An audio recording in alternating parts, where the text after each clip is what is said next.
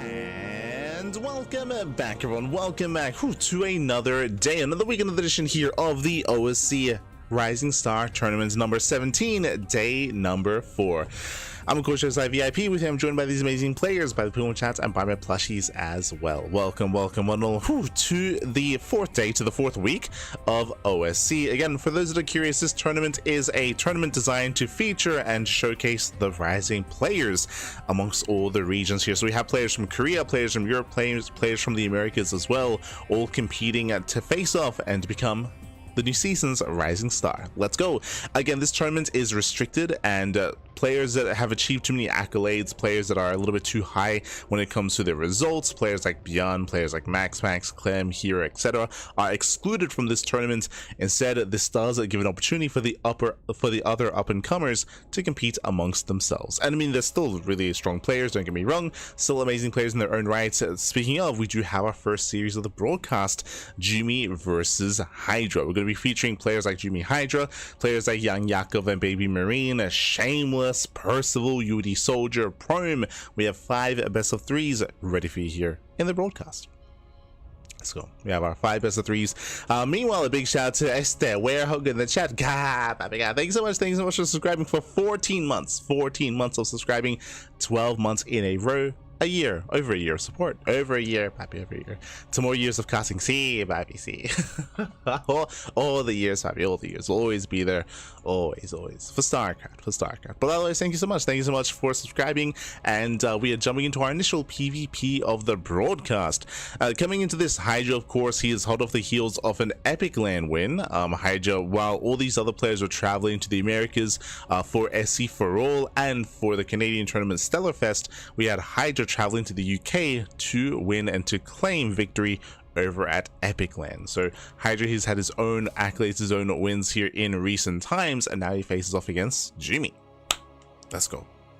Let us go. So jumping into our PvP. And spawning in the top right hand corner of Tokamak, we have the red Protoss player. We have the red Protoss from the land of the Netherlands. It is Hydra. And spawning in the bottom left-hand corner, we have the German Protoss player, the blue Protoss representing Streamer Zone. It is Jumy. And if you're in the chat, predictions are now open. Place your bets on who you think will claim the series. Best of luck in the chat as we get into our PvP.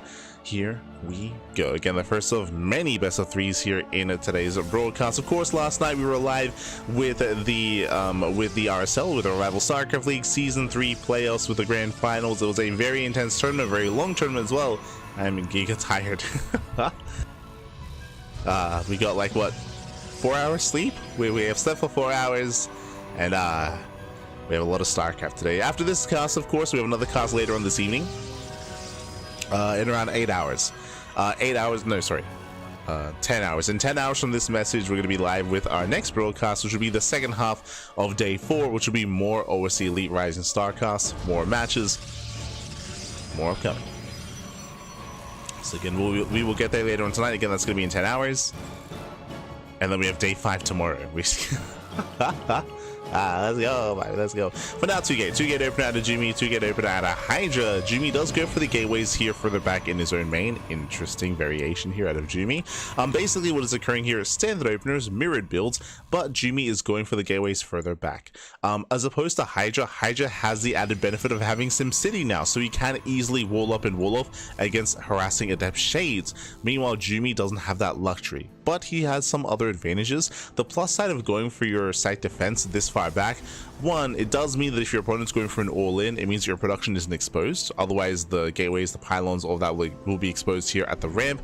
The other thing here is that this is technically more efficient. The time it takes for the probe to throw down a building and then go back to mining is shorter, right? The distance is shorter here for Jumy as opposed to Hydra, which is further out. So technically, Jumy has a slightly better economy because he's been able to go back to mining slightly faster as well, and his production is going to be slightly safer as well. But he is vulnerable to adepts, he's vulnerable to harass. It means that his SimCity is going to be lacking in the near future back at home. So there's a bit of a give and take. We have our first units here going to be double sentry. Interesting, out of Hydra. Okay, so it does go double sentry. I'm sorry, he went sentry expand, I believe, so faster Nexus from Hydra. Likewise, Jumy also going for There we go. Jesus. I think they were flipped. But Jumy also going for his own base as well after the 2-gate opener. Selling into our initial units. Again, double sentry here by Hydra. We have the sentry into a delayed stalker here from Jumy. But again, just edging out a faster base. So overall, we're calming down. We do have Jumy going for the Twilight Council as a tech of choice. Meanwhile, we had Hydra going for the faster Robo into Twilight Council as well. So we're selling into the mid-game. There's been no proxies, no shenanigans, no aggression here, which is a breath of fresh air. We were casting quite a lot of PvPs over the course of the weekend in RSL, and especially amongst the Korean Protosses, this is a high octane matchup. But here, when it comes to the Europeans, we often do slow things down getting into the mid-game. I say that Twilight Council is finishing up. Show us the Dark Shrine. Huh. As the proxy is complete and Hydra's hiding his tech, what's it going to be? Again, we're expecting a Dark Shrine here. We have the prison that's on the way. Hydra's waiting for extra minerals.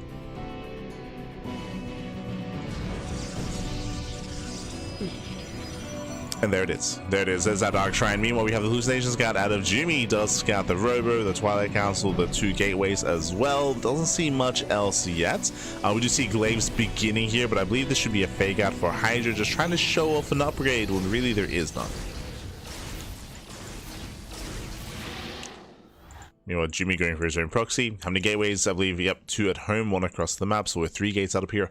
A much more aggressive start from Jumy. And you can see here we go. We're warping into depths as we speak to harass across the map. But where is the detection? That is the biggest concern, because we should be seeing some Dark Templar soon. The Dark Shrine was delayed a little bit. Back at home, Jumy has nothing to detect. He will have a forge, so technically he can make some cannons, but cannons, you don't often get them this early on, no without good reason. And without cannons, Jumy might just die. Might just GG out. Reminder, there's no Robo. There's no Robo, there's no Stargate, no Oracle, no Observer. Cannons are the only form of detection. Dark Shrine is done. Where the DTs at the same time, it does they get in. Ooh, they do get into the main base. Probes are going down. This is going to be a lot of damage so far. 4 probe kills. Can he get up to 5? Shades into the natural and gets 1 more. 5 probes go down. Very nice damage so far. DTs, they warp right in, which means now Jumy has time to react. Here we go. Cannons are on the way, but they just started. Yeah, they just began. No, you cannot block.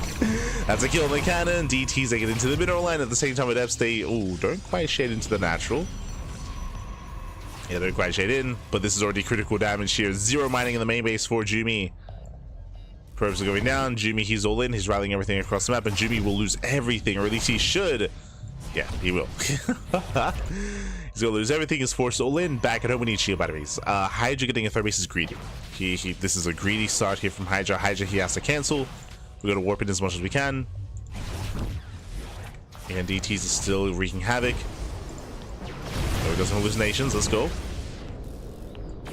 That's a lot of stalkers though. Yeah, Jumy goes to the dive, takes out the first immortal, and Hydra is banking resources. Where are the warp-ins? Yeah, it's been banking. Has to pull the boys. It's gonna be a shaky defense here for Hydra. The gateway's gonna get depowered. Does he have any other gateways? No. No shot. 0 gateways. 0 warp-ins for Hydra.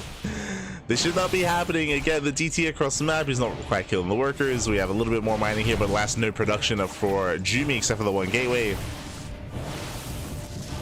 And Jumy might just win, to be honest.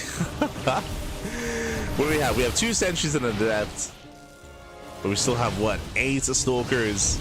Yeah, Jumy pokes in. Again, he's still losing everything across the map, but kind of. I mean, you can see here some miscontrol here out of Hydra.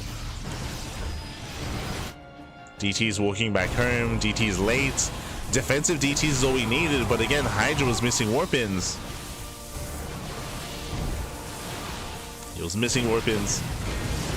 Down to 7 stalkers. 7 stalkers left. Where's the Dark Templar? Now he shows up, but now there's an observer. Now there's detection.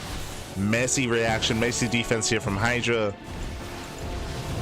A defensive DT would have done so well for him, because up until this point there was no detection. That's all he needed. 1 defensive DT. Okay, he does have the immortal. Immortal pops out. Detection is available, and Jumy, he should have enough micro here to deal with this army. I mean, killing the immortal is not going to be easy. But Hydra is down to 9 probes. Down to 9 workers. Dives on the Immortal. Nice target firing out of Hydra. Very nice. Jesus. Get the most you can out of this. There's still a DT across the map. But there's still some mining technically. And we're down to 3 Stalkers. Yeah, Hydra who loses every single probe. Here comes a warp in. Okay, Hydra's got a prism. He can micro. Don't lose all the probes though. Yeah, more Stalkers do reinforce. Prism goes down, and Jumy's done it. Jumy has done it. This was Hydra's game, by the way. This was Hydra's game, but he did a fumble in the response. GG gets called, and Jumy takes game number 1. GG. Aye. GG well played. Again, Hydra, he did fumble in the defense. All he needed was 1 defensive DT. 1 warp in, 1 defensive DT. That would have been it. That would have been game. Because it was 0 detection. We saw there was an observer at the end of the game, but that was at the very end, after all the damage was done, after all the chaos was ensuing. Again, defensive DTs would have been amazing there. On top of that, we were missing warp ins. There were only 2 gateways, right? Only 2 gateways for Hydra. He was making immortals, yes, but he was lacking shield batteries, lacking warp ins. He was banking up minerals. Didn't really have much gas to work with, which is why he was hurting a little bit, but GG.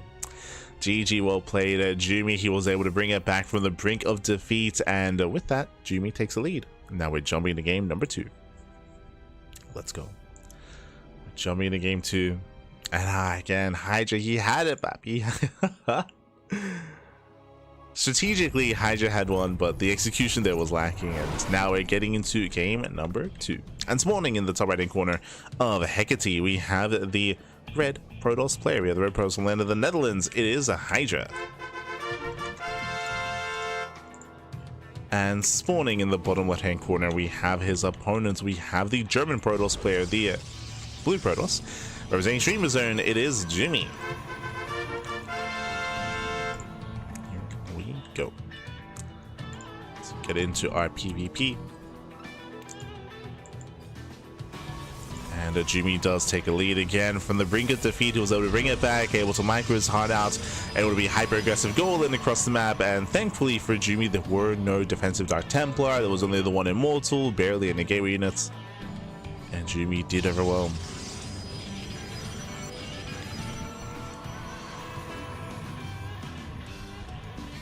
If you recall, that was also Hydra being greedy. Hydra was getting a 3rd base as well during the defense. Aye.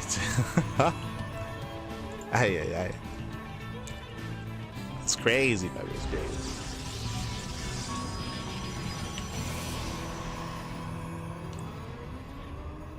Share, man.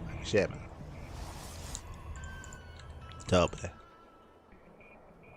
So now, once again, 2 gates. A 2 gate open out of Hydra, 2 gate open out of Jumy. Probes are being sent out, and my eyes are on Hydra. Once again, he does veer off towards the left-hand side. Once again, looks like he wants to hide a pylon. Here towards the left-hand side, this is a prime location for a proxy Stargate. So we could go for Stargate play. There's a pylon. Could also be a fake out.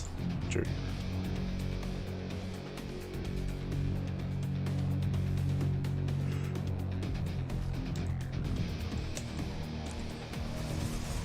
As Jumy comes in for the scouts, the pylon is left alone. The probe does abandon this, so fake pylon, fake proxy out of Jumy, out of Hydra. Bearing in mind that Jumy did probe scout, and Jumy knows that the pylon is missing. You know, he's like, hold up, pylon is not where it should be, as he can compare with his own. And that means there's a higher chance that there's going to be something elsewhere on the map. And Jumy's looking. See here, checking the center left-hand side, and he is not poised to find it. Sends out a 2nd probe on the right, so this is already doing more damage here. Jumy has 2 probes scouting, whereas Hydra only has 1. So technically, Hydra has the better economy, the slightly better economy. As Hydra has 1 extra probe mining. Jumy still scouring the map, checking the more common Stargate location, checking the common Robo locations as well. And finally, is being downsized. Finally, Jumy, he will find the pylon. So he knows. We'll lose a worker. Again, was a little bit more inefficient, but he does find the pylon. He's not where he's safe. Oh, missing control out of Hydra. No! Yeah, wasn't paying attention. 1 Stalker will get picked up. Massive pickup here. Late reactions out of Hydra, and Jumy's moving in. Jumy went for a defensive robot himself, so Jumy can turn this defense into an offense. He's got a proxy pylon across the map, and Jumy, he's pushing in. He's just rallying everything across the map, and Hydra, he's in danger here. He's about to run out of shield battery energy. Lose one Stalker. One Stalker does get away. Pylon is complete, but no gateway.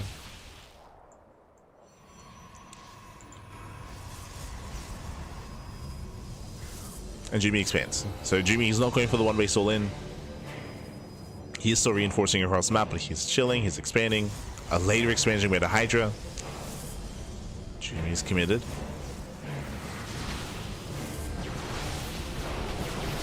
Up. Getting on top of the sentry.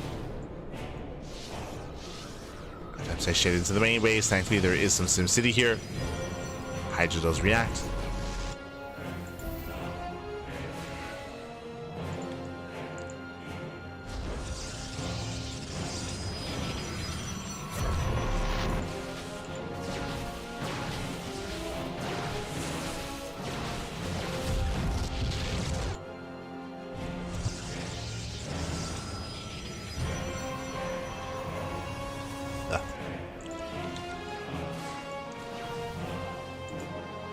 Here we're still poking in. Double it up towards the bases. Jumy still saturating. And the game does continue. I mean, so far, Hydra, he does have a very healthy lead. You can see Hydra's on 39 workers compared to the 31 of Jumy. This all comes down to the faster expansion. This all comes down to the fake outs. Remember, early on, Jumy believed that it was a proxy, that it was an all-in. So Jumy was getting ready for it. He was desperate to scout, desperate to be aggressive. And in the end, he didn't really achieve too much. So he slips into the main.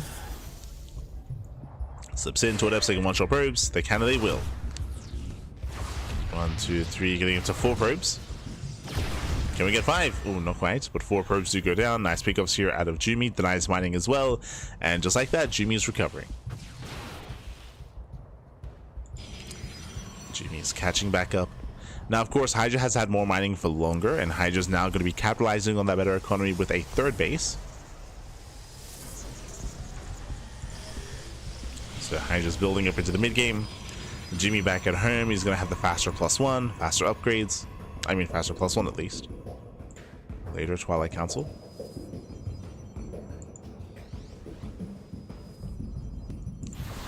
Let's go back into the main. Once again, headed for the mineral line. Once again, probes should be going down. That's 1. Gets 2. Shades in. 3.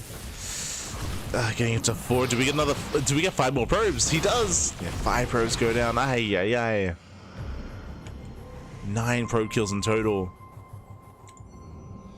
And Jumy, he has recovered at this point. Has recovered economically. He's been building up this army this entire time. +1 is soon to finish. Blink is going to be more delayed here, and it's going to slow Jumy down. Just wait for Blink. But Jumy, he throws in 2 more gateways. So 2 more gateways, getting to 4. Yeah, 4 in total. And it's going to be a difficult defense here for Hydra. Assuming that the Prism comes in, we reinforce and we just rally. Drop everything! Your units are getting killed! Jumy checks for the 3rd. Confirms. It's the 3rd base.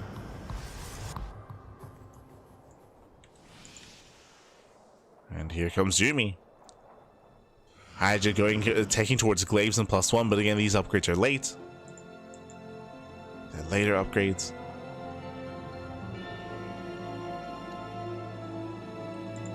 He's pushing. When it comes to the sides of the army, again, it is in favor of Jumy. Blink is not yet done. Oh, gets called out. 3 Stalkers. Yeah, 3 Stalkers are free. Very nice force fields out of Hydra. Jumy Punisher going in without Blink.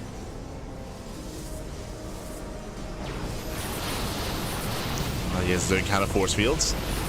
Locks down a couple of Stalkers. Oh, locks down an Immortal. Yeah, the Immortal will get picked up. Just barely goes down. Meanwhile, Hydra is running out of force fields. Jumy's going in once again, does lock down the army. Nice force field, zoning away some of the stalkers, zoning away the adepts, the boys being pulled, and Jumy, he's doing it. He's breaking through, better concave. The immortal goes down, Jumy still has all three of his own. And GG. GG, well played. Hydra, now the keyboard, maybe the keyboard, but GG. And with that, Jumy will take the series 2-0. Will advance on into the next round. GG. GG, well played. Again, I'm sure a frustrating series here for Hydra. Hydra was, again, like game one was in the bag. Like game one should have been Hydra's game, but he did fumble the defense. With that, he did start with a deficit. Coming into game number 2 here, Hydra also had the better economy as well. He was in a better game state, but his defense was lacking, referring to the adept defense. Adepts that were able to get 4 and then 5 probe kills, 9 in total, just brutal damage dealt in the main base. With that, Jumy was able to recover economically and then hit that +1 timing, right? Hit that upgrade timing, that upgrade lead. Hydra, of course, was more vulnerable to that. He went for a greedier build. Remember, Hydra had a 3rd base. Jumy was 2 base all in. Jumy, he was 2 base all in. Hydra was expanding. Hydra was building up. Hydra was getting ready for a longer game. Jumy was not. GG. GG, well played. With that, Jumy does claim the series, and now we're getting ready for our next matchup. Up next is going to be YoungYakov versus Baby Marine. Oh boy, it's going to be a ZBT. This is the matchup that we've been waiting for, that we've been looking forward to here. YoungYakov and Baby Marine, they are some of the stronger players in the league. YoungYakov, I believe he came 1st place. He's the reigning champion for OSC Rising Star. I believe he beat Percival in the finals of the previous tournament, and we'll see if he can make it to the rematch. Remember, Percival is waiting for the winner of this series, either Baby Marine or YoungYakov. Let's go. Let us go. Step Prom in the chat. We'll be featuring Prom later on tonight, true. Later on in the broadcast. So this morning, in the bottom right hand corner of Oceanborn, we have the Red Zerg player. We have the Red Zerg player himself. Oh, it is YoungYakov. And spawning in the top left hand corner, we have the Italian Terran player. We have the blue Terran representing Streamer Zone. It is Baby Marine. We go. So getting into our TVZ. And coming into this, I do favor YoungYakov, but Baby Marine, he has had these moments of brilliance. Baby Marine, he's one of those players that just isn't very active, unfortunately. Like, he's very good in his own right. He whatever he does competes, like, he does well for himself, but again, not the most active of players. He's not like Nickrat, for example. Like Nickrat, he's an example of a Terran player that plays in everything. He like grinds so hard, plays in everything, competes in everything. Whereas then you have players like Baby Marine that shows up every now and then. Every now and then.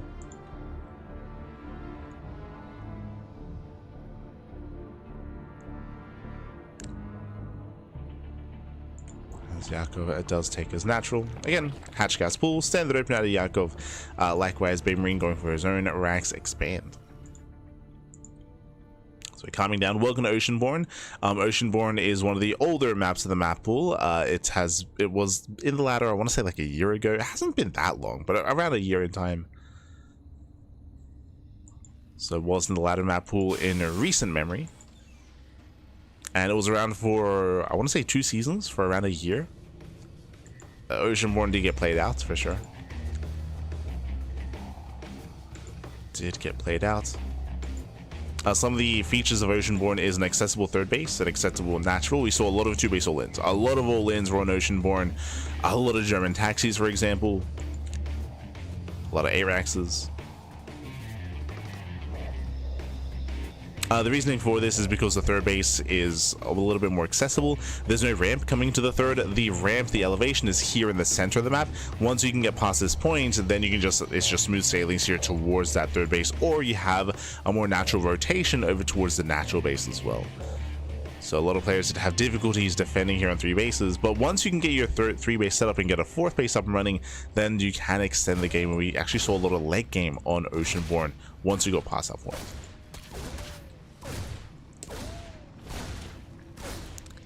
Now Reaper, let's break in. So if Yakov pulls away, doesn't lose any links. Just poking and prodding here against Baby Marine. Behind this third CC before starport, economic follow-up here out of the Terran. Ooh, as he does get the chamber, not bad. Jumy goes down. Ooh, Reaper does not get away. And YoungYakov going for an insanely fast Evo chamber. Okay, so fast Evo chamber, rushing into +1, staying in gas as well, so a very aggressive style here by YoungYakov. This reminds me of Miyamika. I know that Miyamika, there was a build where he would go into +1 and then rush into +2 carapace as quickly as possible. And hit a really strong +2 timing.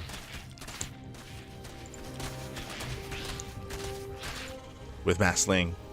So this does remind me of Miyamika's build. We'll see if he does go for that +2 timing. We'll see if he does rush into a fast lair as he's still mining gas. Bear that in mind. So he can get into lair faster than normal. He's got 100 gas.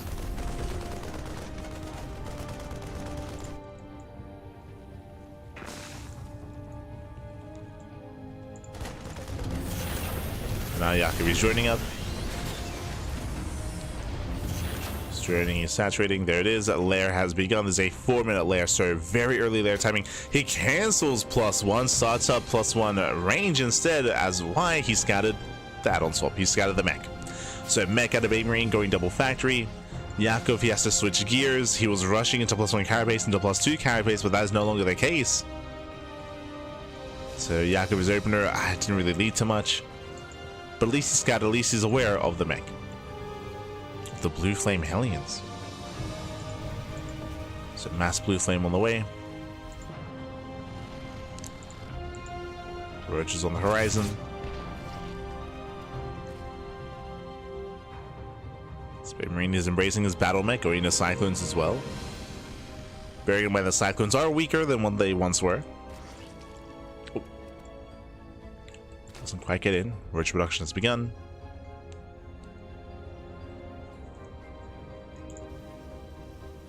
That's a third factory.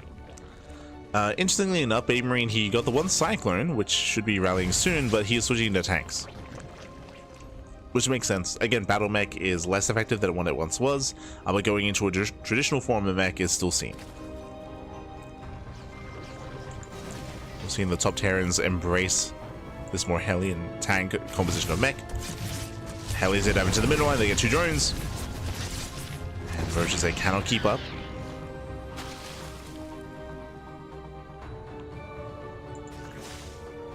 Hellions, they rotate back and forth. I mean, we spoke about this position here. You can rotate between the natural, you can rotate between the third.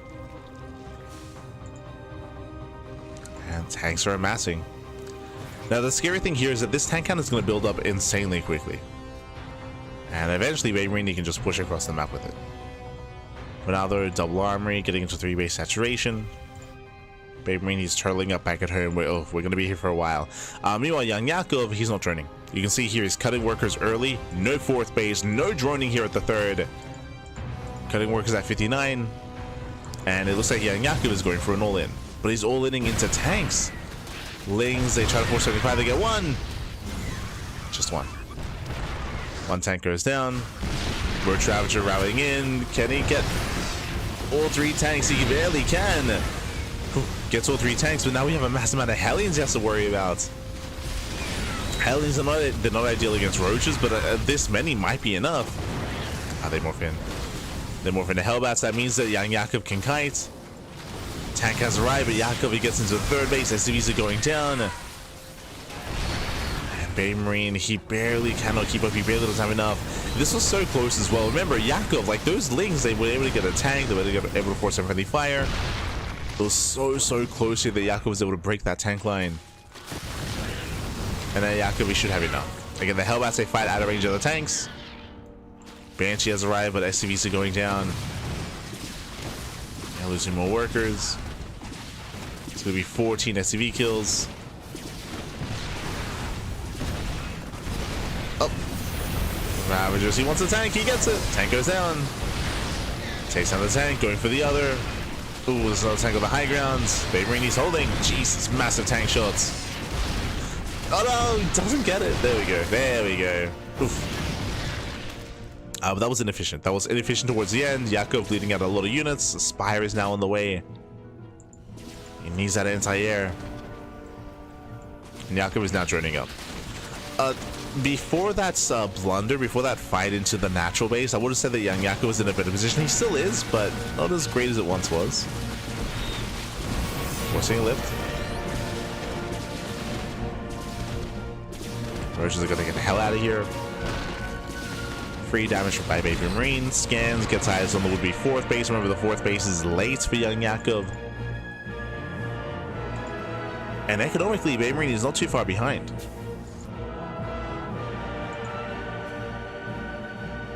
So the Terran player is very much so still in this. What is YoungYakov's advantage? The tech. Spire. I spoke about an anti-air earlier, but Baby Marine, what shoots up? Well, he's got some tanks, he's got some Hellions, he's got some Banshees, he's got 1-1 upgrades on the way. Nothing shoots up. Like, zero anti-air there for Baby Marine. Of course, he can always start a cyclone, he can always start Thor production, but he needs the scout first. He needs to figure out what's going on. Oof. Losing one of the Banshees.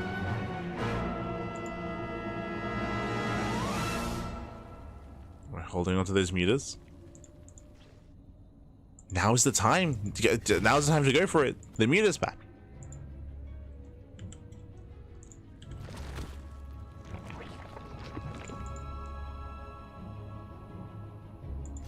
As Yakov is still banking. There we go. 10 mutas are on the way. Looks like he was waiting for 1,000 minerals. Oof. Oh god, miscontrol at YoungYakov. But again, still zero anti-air. But the longer this goes on, the more chances there are, the more opportunities there are going to be for Baby Marine to start a Thor, to start some Cyclones.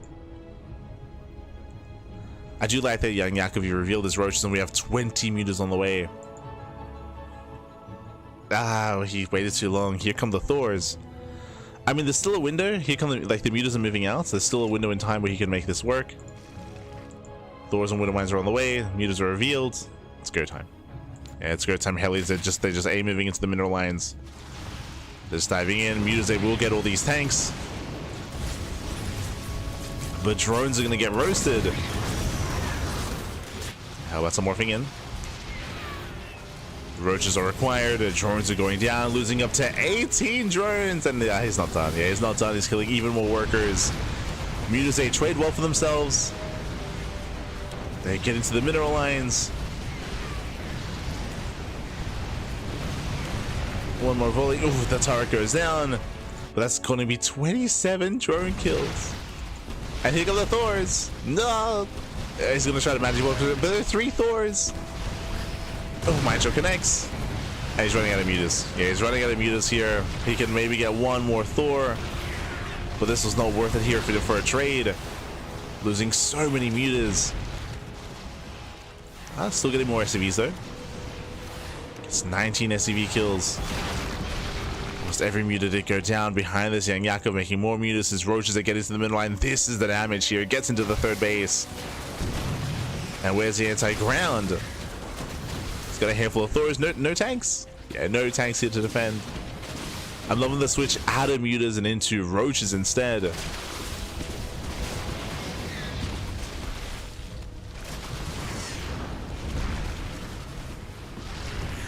Mutas, they kill the 4th CC. They're diving on the Thors. There are 3 Thors. I don't know if the muta count is high enough. Does get one of the Thors. He gets 1, he gets 2. Ah, he has enough. Yeah, he barely has enough. GG gets called, and YoungYakov takes game number 1. Whew, GG. GG, well played. I was a little bit concerned that YoungYakov... Oh, also, did I not open up predictions? There we go. I did not. So I do apologize, but predictions are now open in the chat. You can place your bets on who you think will take the series. When it comes to the game itself, I was a little bit concerned that YoungYakov was waiting too long. I was concerned he was waiting too long to switch into mutas as we saw Thors towards the end. But in the end, he was able to get some damage. He was able to reset the tank counts, get into the mineral lines, and even camp some of those Thors. And more importantly, because he reset all the tanks, it means, and he was forcing out Thor production, he could counterattack with roaches, and the roaches did excel there towards the end. GG, well played, and now we're jumping to game number 2. And spawning in the bottom left-hand corner of Ultra Love, we have the Blue Zerg player, the Blue Zerg player himself. It is YoungYakov. And spawning in the top right hand corner, we have as opponent, we have the red Terran player, the Italian Terran representing Streamer Zone. It is Baby Marine.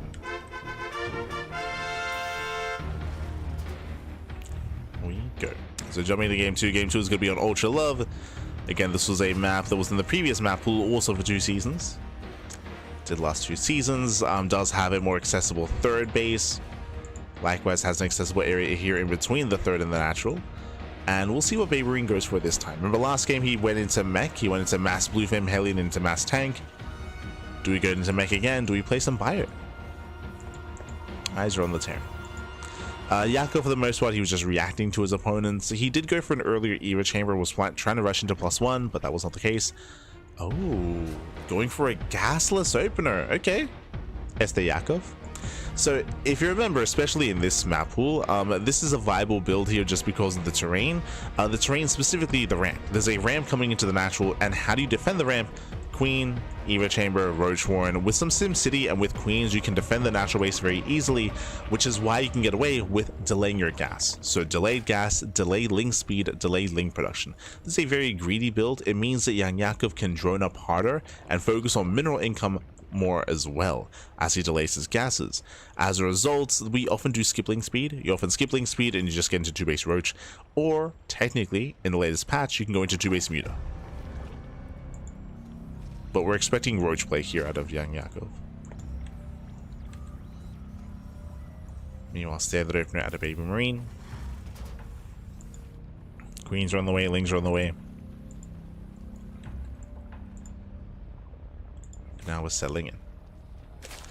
I believe Baby Marine, did he not SCV scout? Yeah, 0 SCV scouts, so he's less aware of what's going on. He's less aware of how greedy YoungYakov is being.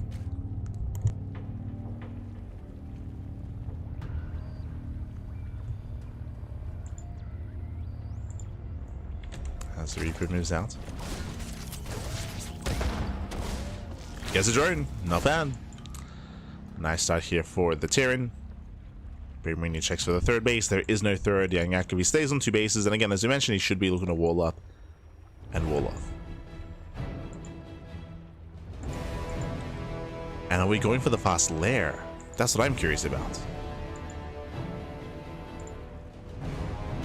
What are we doing with the gas? He's got 100 gas. Meanwhile, Baby Marine going for a second Rax, going for a 2-1-1, straight up 2-1-1 as well. CC is delayed, but he does have that second Rax behind the mineral line here, so a very strong stim timing is on the way. Delayed CC. It is going to be 2-base lair. We do have the 3-minute lair timing, no third base. This looks like 2-base Muta. Otherwise, it could be a Nidus all-in, but without link speed, without roaches, an all-in doesn't make much sense. So it's going to be 2-base Muta. And gas is being taken. Fun fact, I believe a 2-1-1 is a hard counter to 2-base Muta, by the way. Roach Horn is thrown down here to wall up and to wall off. But Spire is still an option. And if he goes to the Spire, I believe he dies. Oh boy. Because here comes a Mass Marine and here comes Stim.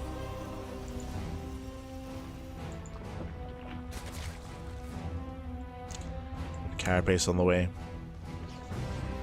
We're waiting for the later finish. YoungYakov now to get to third, but it's a late third base out of Yakov. Again, he was playing 2 bases the entire time. Reaper goes in. Reaper Scout is denied. He does get eyes on a gas, so that is a bit of a tell. And we have confirmation of Roach Speed. So Roach Speed is being researched, which means it is not Muta play. He's going to 2-base Roach. Interesting. I mean, this might be able to hold its own, maybe.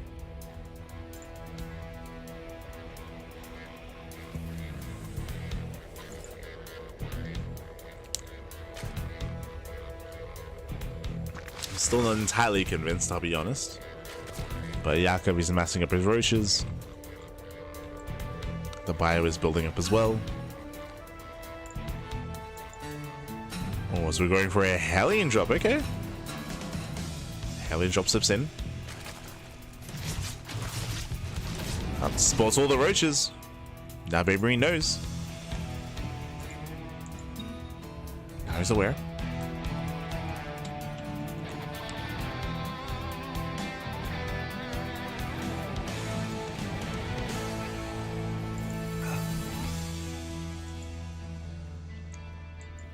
And here comes Baby Marine. Here comes the Terran army. He's moving out. He gets spotted by the Overlord. Remember, Stim is finishing up in 5 seconds. And Yakov, oh, he's got to make a choice. Where are we headed? He's rotating towards the natural. Baby Marine, he also pulls back. I mean, again, he's aware of the roaches. He moves over the drop and he stays home with the tanks.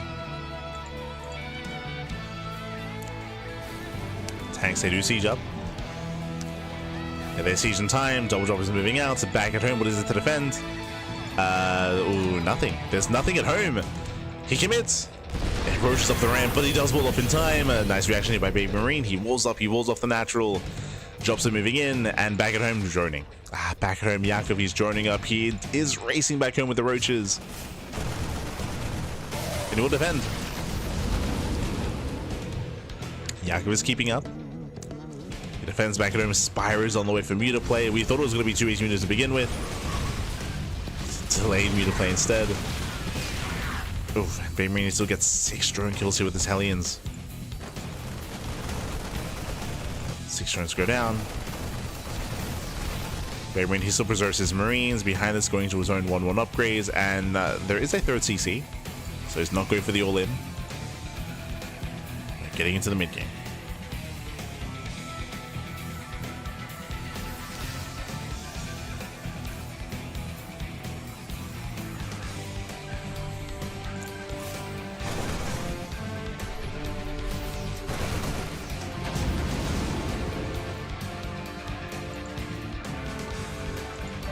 Getting into the mid-game, the drops, they do pick in, they pull away.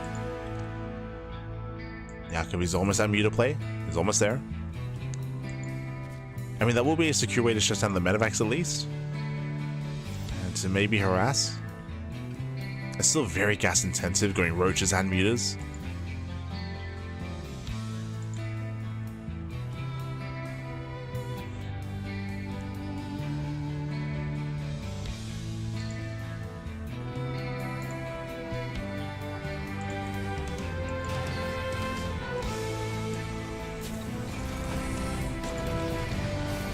Baby Marine, he does expand, claiming his 3rd base, and Baby Marine is taking more of a defensive stance. Sure, he's been active with the drops, but only with the drops. Chilling back at home, still looking for damage. The meters are out, and we'll see where they reveal themselves. Meters are going for a counterattack. They head for the natural. Baby Marine is not ready back at home.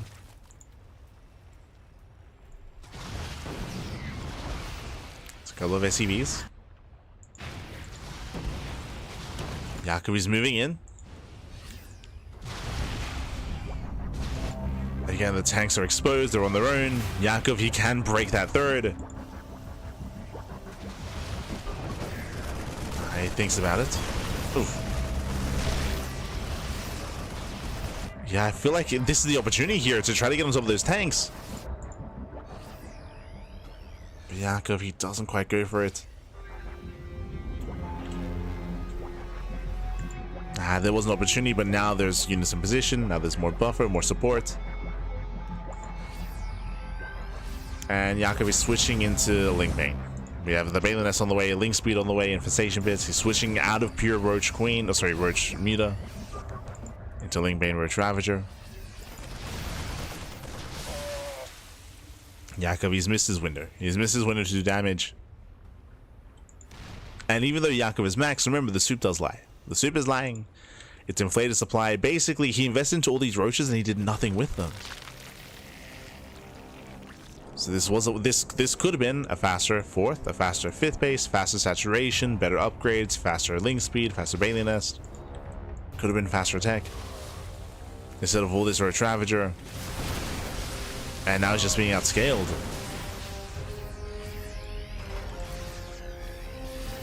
Again, Roach Ravager has an expiration date. Like, it does not scale well into a longer game.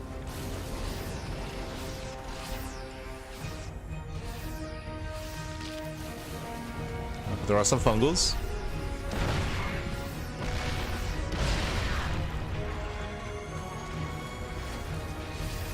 And shots going off. Baby Marine moving in. Oof.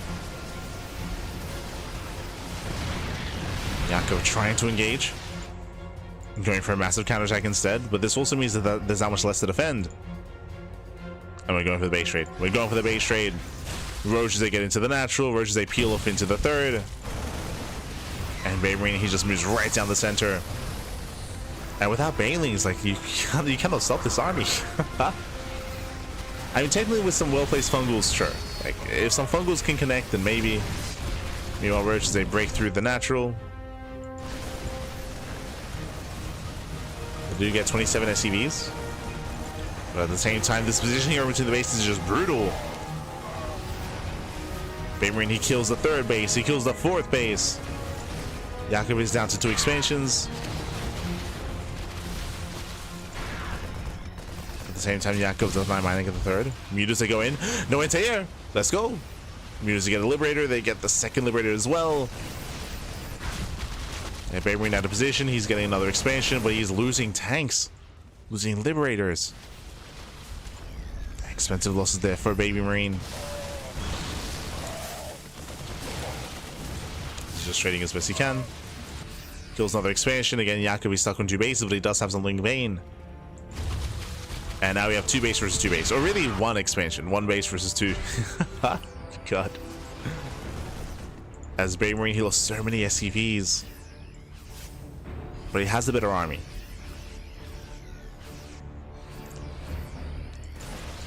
And it's one of those things where Yakov, sure, he has a higher drone count, but he's not mining. Like, he's not mining efficiently. He's oversaturated the natural.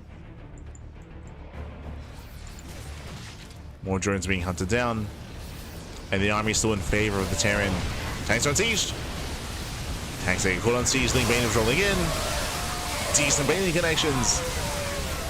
And Yakov, he will clean up the tanks. Yeah, he cleans up the tanks, cleans up the army. Yeah, Baby Marine, he was caught unsieged. Massive moment here for YoungYakov. Gets all the medevacs. They do not escape. Let's catch all the medevacs. Back at home, Baby Marine, Jesus, still has a terrifying army. And again, that was an impressive fight for Yakov, but he cannot fight. No. Cannot fight the main army. Let's get the hell out of here.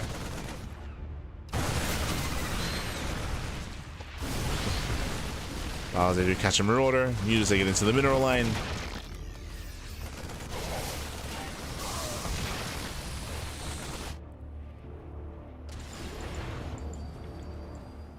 Mutas are getting in. They deny mining. At the same time, Baby Marine's doing the same. And again, Baby Marine still has the better army. There's no Link Bane left. And we're trying to rush into Ultras. Ambitious. Very ambitious here from YoungYakov, going for the Ultras. Again, they're lacking upgrades. They have 1-2 upgrades without kind of swaying. Yakov needs more time. Baby Marine expands.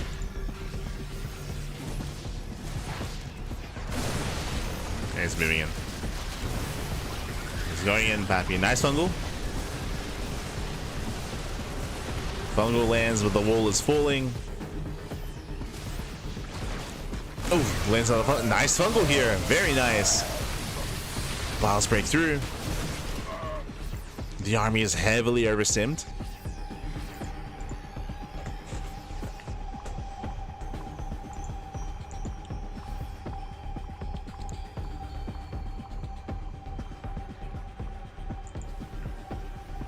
Kind of splitting is now done. So the Ultras are a little bit better. They're still lacking main upgrades, but they're okay.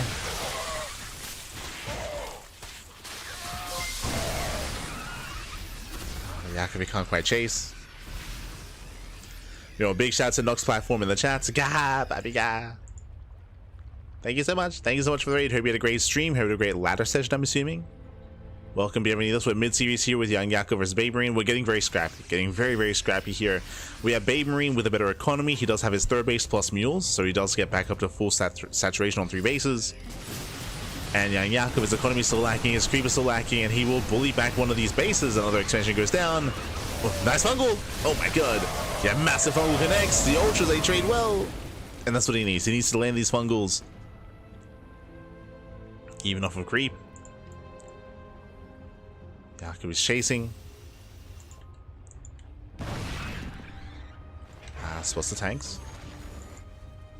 Yakov pulls away. And Yakov, he still needs to get this base up and running here. Even then, the third base is not good enough. And Baby Marine is getting further ahead.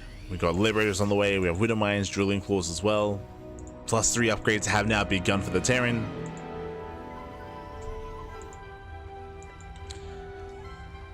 Now in head-on fight, I do favor the Terran player, but Fungals, right? Like Fungals are kind of the saving grace here for YoungYakov. If you can land them well, then you can win these fights.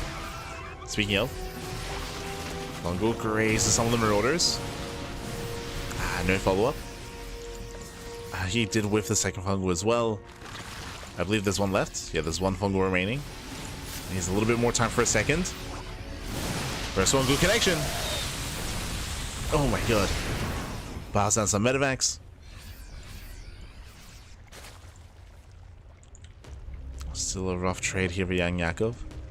Losing an Ultra.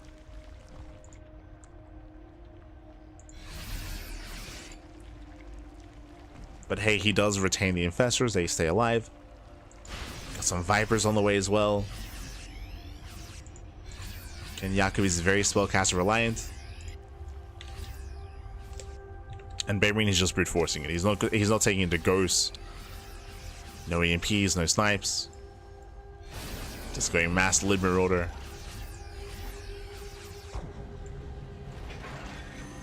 Liberators do siege up.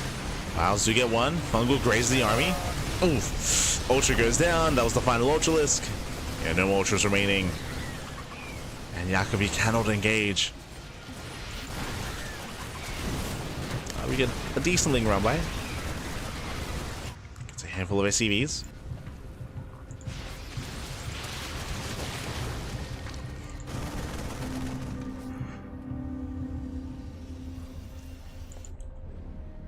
Speaking of a Ling run by. Good reactions here by Baby Marine. He kites away. He kites back.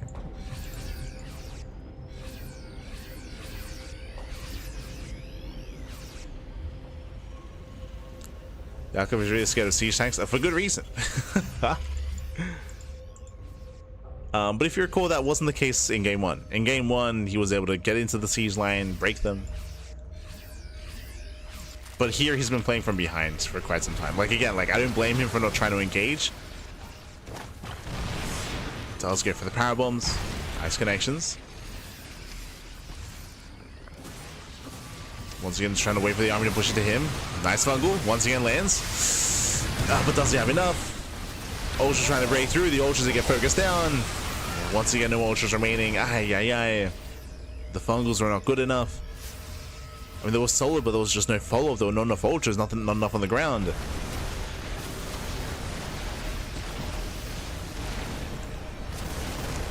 And it's been impressive that YoungYakov has survived until this point. He's been holding on. But it's still been down in economy this entire time. Still down in the army. And Baby Marine, he has broken the third base once again. Fungal does graze the army. Fungal lands, but he lost the expansion.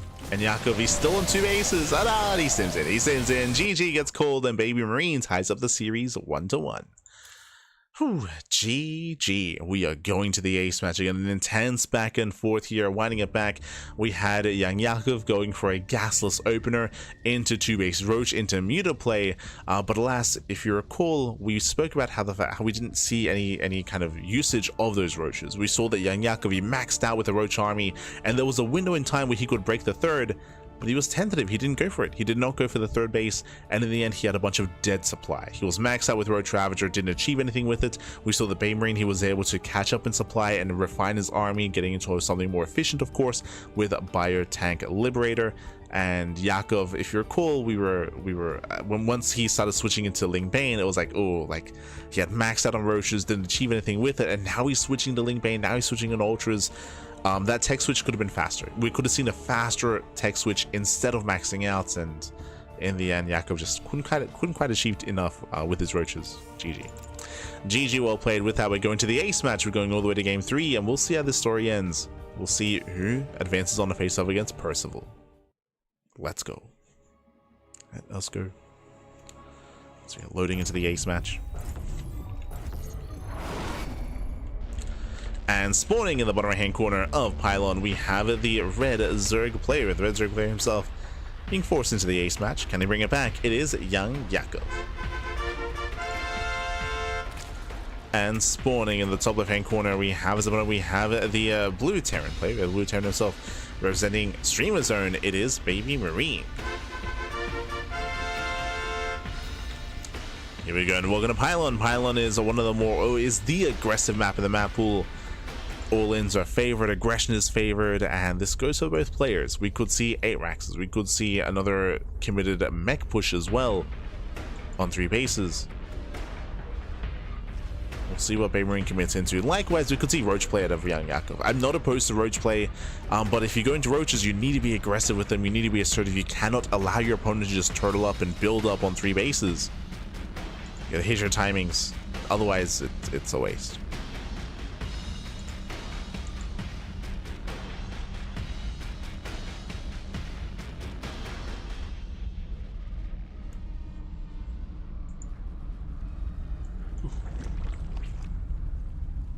So here we go.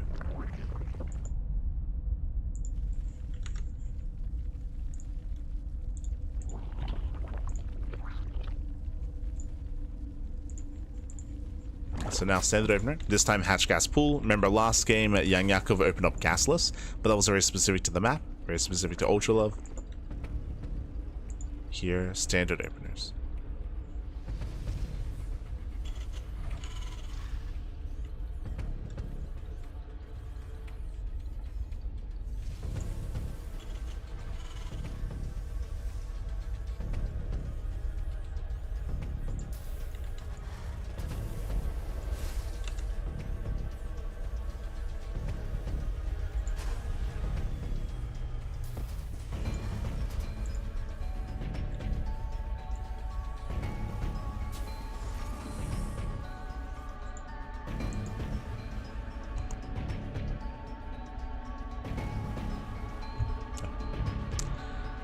Now we are moving out.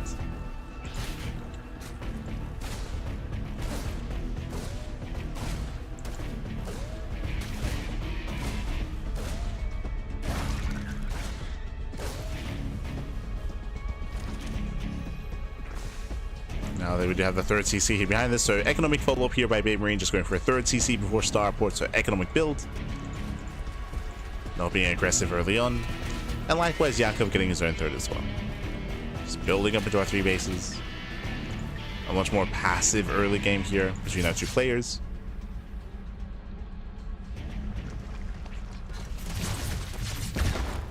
Oh. Baby Marine does get the tumor. Ooh, he'll lose the Reaper. Very similar to game 2 if I recall correctly. Or game 1. Gets the tumor, lose the Reaper.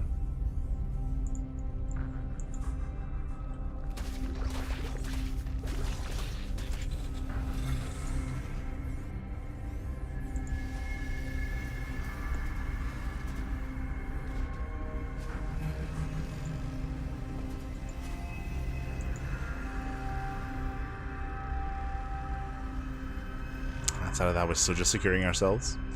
We haven't seen any kind of big deviation yet. We're waiting to see an early Evo chamber. We're waiting to see, say, a Lair first, Evo chambers first, Balin S first out of the Zerg player.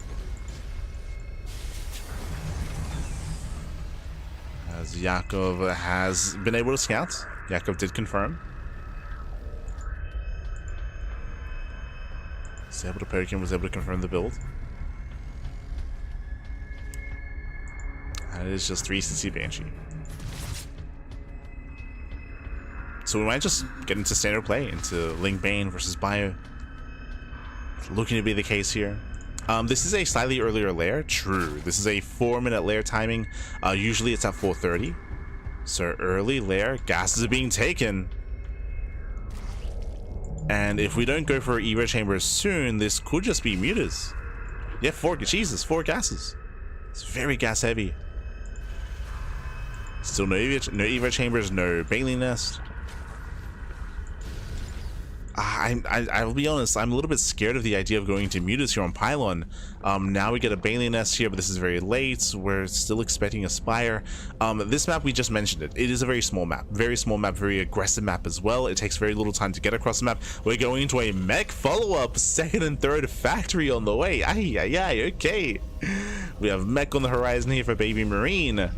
But it's going to take a little bit for all these factories to get up and running, and as we mentioned, there's a Spire. Again, seeing lack of upgrades, lack of Evo Chambers, seeing the early layer and seeing all the gases did scream mutas, and we're in a really interesting game state. So again, winding it back, it is very risky going mutas here on Pylon. There's a very high chance that Baby Marine can break the Zerg player before mutas come into play. You can see here a massive wave of Hellions, and what is it to defend? We have some Queens, we have two Lings. We have more Lings now popping out, but even then, it's going to be a difficult hold here for the Zerg.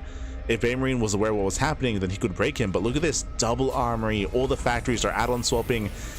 We're building up into a longer game. Baby Marine, he's not going for an early push. Building up his own battle mech. Ready to raise some hell. So Baby Marine getting into battle mech, going into Cyclone production. Overseer does confirm. Ooh, as Banshees, they hit the third. 7 drone kills. And remember, YoungYakov, he only just now confirmed the mech. He didn't know up until this point. Hellions, they're going for the dive. There are Banelings to defend. Oh, just barely in time. Banelings, they zone away. Hellions, they pick off, what, 2-3 Banelings. Trying to bleed back the army. Doesn't quite confirm the tech. Barely not. Doesn't scout the Spire.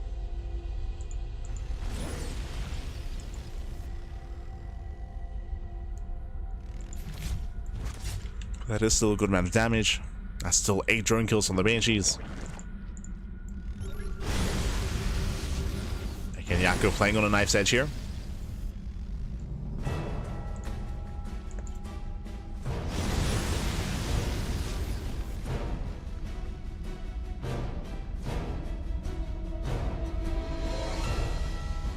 And here come the mutas. Now checking the vision here, even though the Spire wasn't scouted, Baby Marine, he's seen enough. He's seen enough. I mean, he's seen what he hasn't seen. No roaches. He saw slow Banelings, he saw no roaches, he saw no upgrade on the Bailey Nest either, so this all screams muta play. So good reaction here by Baby Marine. He was able to confirm the mutas are going to get shut down. The mines connect. But there are 2 Cyclones left, down to 1. Dives on the Cyclones. A messy engage here from YoungYakov, but he does take over the ground. Does take over the skies. But again, there are turrets in the mineral line. No major economic damage. And Yakov, he's committed into Ling Bane Muta. Oh. Bold move. Now, if he can hit critical mass of mutas, then maybe, but we have mass Widowmite on the way.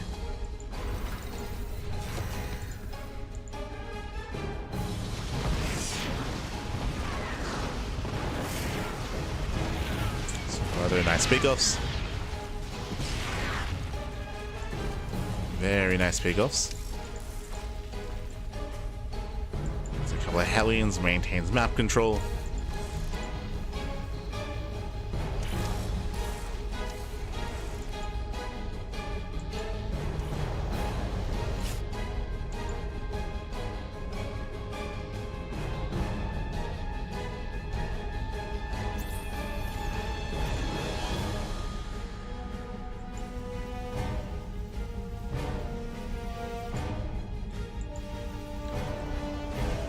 And now we're building up. So YoungYakov is going to be the first to max out. We're going to be in a similar position as we were last time, where, hey, it's cool that YoungYakov is maxing out. He has to do something with the army. He has to do something with the supply.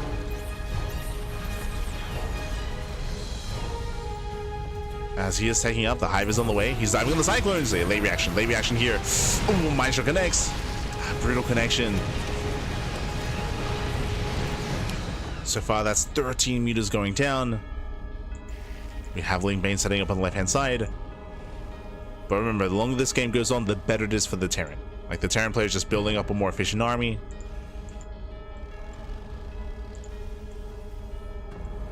They're building up their Death Bull. And it's all on YoungYakov to harass, to poke in, and to delay the Terran. While he takes up into Ultras, I would imagine. So Hive is on the way, 2 upgrades. I'd imagine work towards Ultras. And Infestors.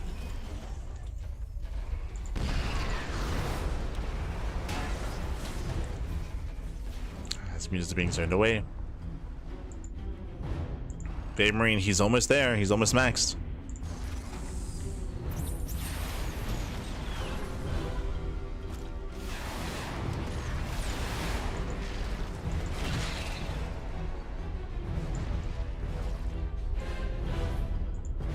Hive is complete. Where is that tech? There's Adrenal. Yep, there's the Ultra Cavern as we mentioned. But he still needs more time. And Babe Marine, he's getting his 4th base. Now we have to commit. And they collapse on the Hellbats. Not bad. Hellbats do go down. Mutas, they try to trade. But the Mutas are going to be reset. So you're losing every single Muta. Expensive trade here for YoungYakov. He wanted to remax with Ultras, but alas, he doesn't really. He has to wait. His tech isn't ready. And that was a much better fight for the Terran. They maintain the 4th. The 4th base is getting up. The planetary is on the way.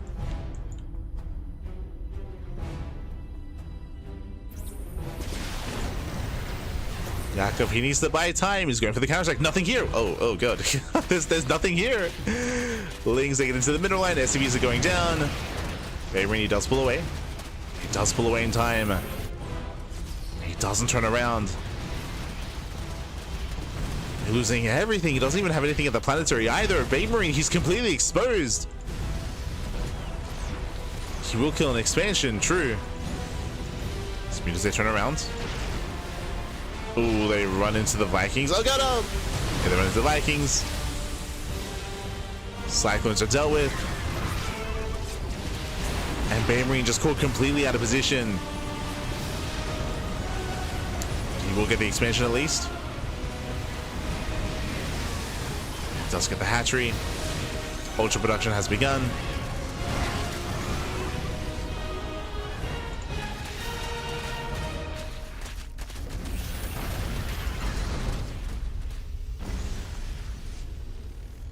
Getting into his Ultras. 5 Ultras on the way. And now suddenly YoungYakov's in the driver's seat. Suddenly, hey, he killed the 3rd. He killed the 3rd base. He knocked it down. Babe Marine was out of position.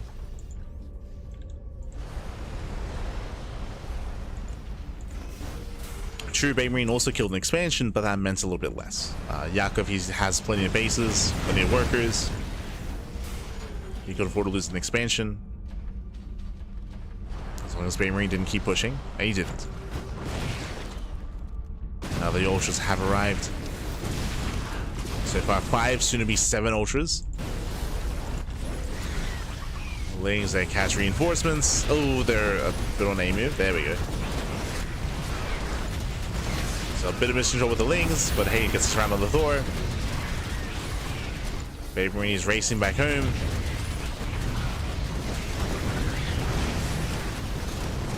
He's racing back, losing another 12, another 11 SCVs.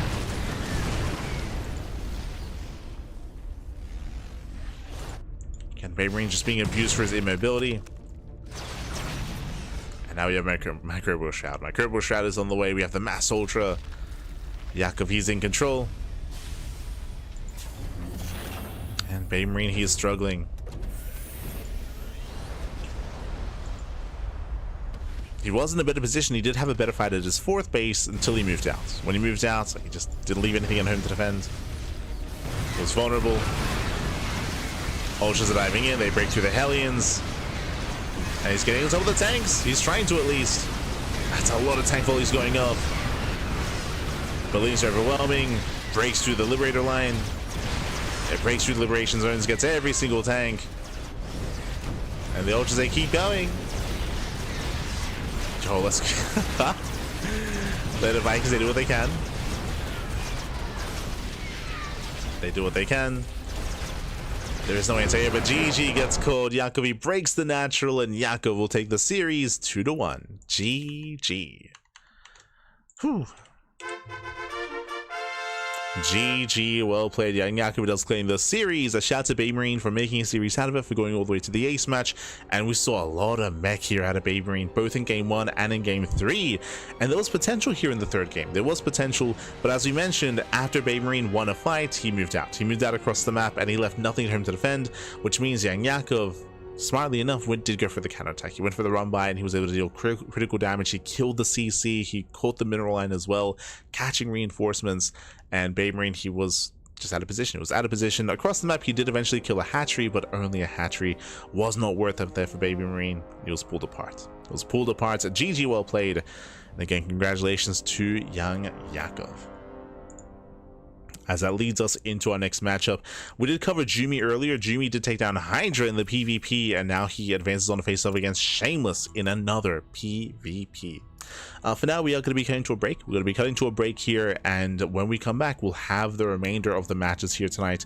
We have Shameless versus Jumy, and we have Percival versus YoungYakov as well. Yakov, he does advance on to face off against Percival in the next round in another TVZ. So we'll see you soon. We'll see you soon after the break.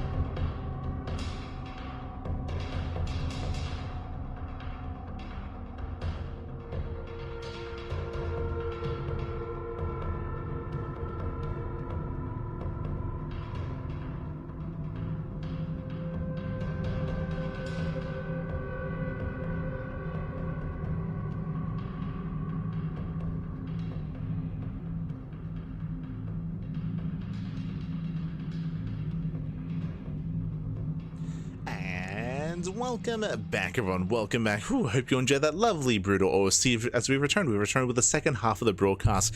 We just wrapped up with our initial 2 series. We just wrapped up with Jumy versus Hydra alongside YoungYakov versus Baby Marine. And now we're jumping into our next half, our next set of matches here. Jumy took down Hydra to advance on to face off against another Protoss to face off against Shameless. Oh boy, here we go. Shameless, of course, he's a level above. Shameless, he is one of the favorites to win the entire tournament. I would say he's the highest rated Protoss player in the bracket, and we'll see if Jumy can bring him down. Let's go. Let us go. Jumy, he can be a very aggressive, he can be a very chaotic player when he wants to be. He wasn't really the form of chaos we expected against Hydra, but we'll see if that changes against Shameless. As spawning in the bottom right hand corner of Ruby Rock, we have the blue Protoss player, the blue Protoss representing Team Little Fairy. It is Shameless. And spawning in the top left hand corner, we have his opponent. We have the German Protoss player, the red Protoss representing Streamer Zone. It is Jumy. And if you're in the chat, you know what time it is. It is a Gamba time. Predictions are open. Place your bets on who you think will claim the series. Best of luck in the chat as we get into our best of 3 PvP. Let's go. Let's go. Just catching up in the chat. Almost 1:30 a.m. watching StarCraft. Ah, get some sleep, Pappy. Get some sleep. Yo. SC to his love, SC to his life. True, true. But get some rest, get some rest. For now, we're going to be settling in. Again, coming into this, I would say that Shameless is the favorite player. We'll see if Jumy can bring him down. In a PvP, anything can happen. Anything can and will happen. So upsets, they can occur, of course. And we'll see how Jumy does approach his opponent, this time going for the high ground 2-gate opener. So 2-gate opener here out of Jumy, likewise 2 gateways out of Shameless as well. So far, mirror builds. And welcome to Ruby Rock. Ruby Rock is one of the more aggressive maps in the map pool. A much more open 3rd base, much more open 4th base, and a shorter rush distance by ground as well. So aggression is favored on Ruby Rock, and we'll see what kind of aggression we go for. Let's go.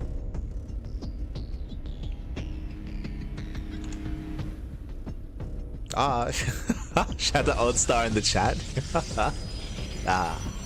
He's an animal, man. He's an animal. Let's go. As Jumy does hide his pylon. He hides the pylon here, but only going to be hidden. He's not committing to any kind of real proxy, trying to play some mind games with Shameless. Shameless, he scouts, and Shameless is looking for the pylon. You can see he checks further in the main base. He's checking here at the natural location as well. He's looking to find out what is going on and where exactly is that pylon. Is there an all-in coming? Is there not? And you can see based on the rally, it looks like he will not find it. He's checking everywhere here. Oh my god, he's checking everywhere towards the south side, and he will eventually confirm, but very late. It's going to be a late scout here by Shameless. Behind this, opening up double stalker, and he may even open up with a robo. Speaking of, yeah, robo opener here by Shameless. Basically, Shameless, he is looking to hard counter an all-in. So he's expecting cheese, expecting aggression. The robo allows for early immortal production to defend against a proxy robo or proxy immortals of his opponent. And Jumy comes out on top. Jumy forces a less economic opener here. He forces a reaction out of Shameless. It's a cancellation. Now, the scary thing about this position here, one, Jumy, he does enjoy a greater economy with a faster base. As you can see here. Oh. There it is, there's a faster nexus. Remember, Shameless, he's on 1 base. But now the problem is, Jumy, he's forcing a 1 base all-in. He just forced a 1 base all-in out of Shameless. Can Jumy deal with it? Can he survive it? Like, Jumy's made his bed, now he has to sleep in it. And this is gonna hit quite hard. Here comes the War Prism. Here comes the 3rd gateway. Ooh, Adept does get in. Nicely done here by Jumy. Gets in, gets 1, gets 2 probe kills. 2 probes go down, shades away. He's trying to be as annoying as possible, but he will be hunted down. And Jumy's going for his own defensive robo. His own robo is on the way. This is to be defensive for his own overall protection. The longer this game goes on, the better it is for Jumy. Remember, Jumy, he's on 2 bases. Shameless is 1 base all in. And here he comes. Shameless, he rallies, getting a proxy pylon just in case. The War Prism is joining the main army, and Shameless, he has a massive army lead here. 6 Stalkers against 2. So it'll be 9 Stalkers. And Jumy, the shield batteries aren't ready. He needs to buy more time for the shield batteries. He needs to force field the area. He needs to force field the army back. It's not going to be an easy hold. Shiwais are finishing up just in time. Batteries are done. Stalkers move in. Oh, nice force fields. Zones away 4 Stalkers. Yeah, zones are back, and so far Jumy's holding. Oh, Jumy did spend 2 extra force fields towards the end. He is holding on, but he's running out of force fields. And Shameless hasn't lost anything. Yeah, gets one. Gets one sentry. He can 2-shot the Stalkers. Nice juggling. Shameless once again doesn't lose anything. Oh my god. Shameless. He's lost 1 Stalker. 1 Stalker went down, but now there's an Immortal. And remember, the longer this game goes on, the better it is. Oh, looks like there was a bit of a pause. But now there's one, soon to be a Prism, and we can see Shameless going for a Bay, going for his own Immortal production. Alright, did I? Yeah. I believe I did. Gets into the mineral line. Probe's gonna be going down. Gets 3 probes so far.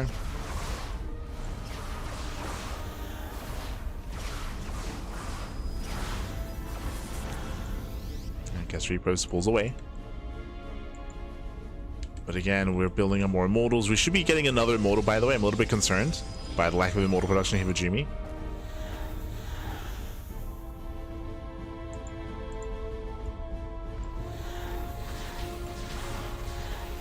Jumping into the main base. Shameless finding more damage. Jumy's out of position. Forced to warp in. I guess we're staying on a low Immortal count. The first Disruptor is soon to arrive. Now again, this on the one hand, yes, the Jumy, he's getting further ahead, but at the same time, Disruptors are a way to recover from that. Disruptors, like, they have a lot of potential. If the Nova connects, that can just be game. It can be over then and there. And here he comes.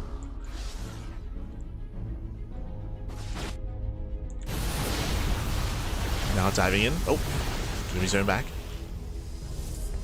Once again, the force fields are buying time. Disruptor has arrived. He's got 1 Nova.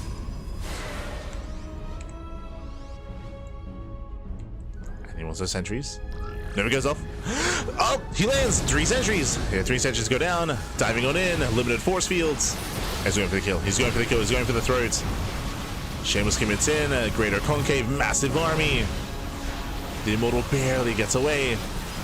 But he just warps in. Yeah, he warps into the face of Jumy. Jumy tries to focus on the Prism. Prism gets away just barely. Prism pulls back. Nova goes off. Ooh, takes down the Immortal.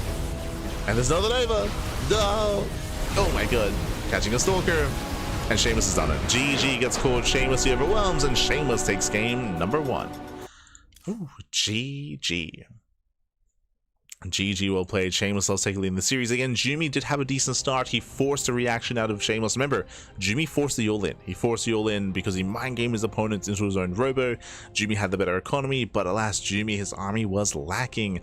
He did have a Prism, which has a lot of potential, and it came down to Jumy's reaction time. He was unable to react. He was unable to lift his sentries and save them. Without the sentries, he could not stop the attack. He could not stop the all in from coming in. GG. GG well played. So again, Jumy a little bit inattentive when it came to his army, when it came to his War Prism, and likewise he was broken then and there. He was also delaying his Immortal production, which was a little bit concerning as well, just because that he had less firepower, less of an army. GG. And now we're loading into game number 2. And again, Jumy's up against the wall. We'll see if he can bring it back as we load into Tourmaline, another one of these more aggressive maps. And spawning in the top right-hand corner of Tourmaline, we have the German Protoss player. We have the blue Protoss. Oh, sorry, the red Protoss. The red Protoss representing Streamer Zone down in the series. We'll see if we can bounce back. It is Jumy. And spawning in the bottom left-hand corner, we have as opponent, we have the blue Protoss representing Team Little Fairy. It is Shameless. Here we go.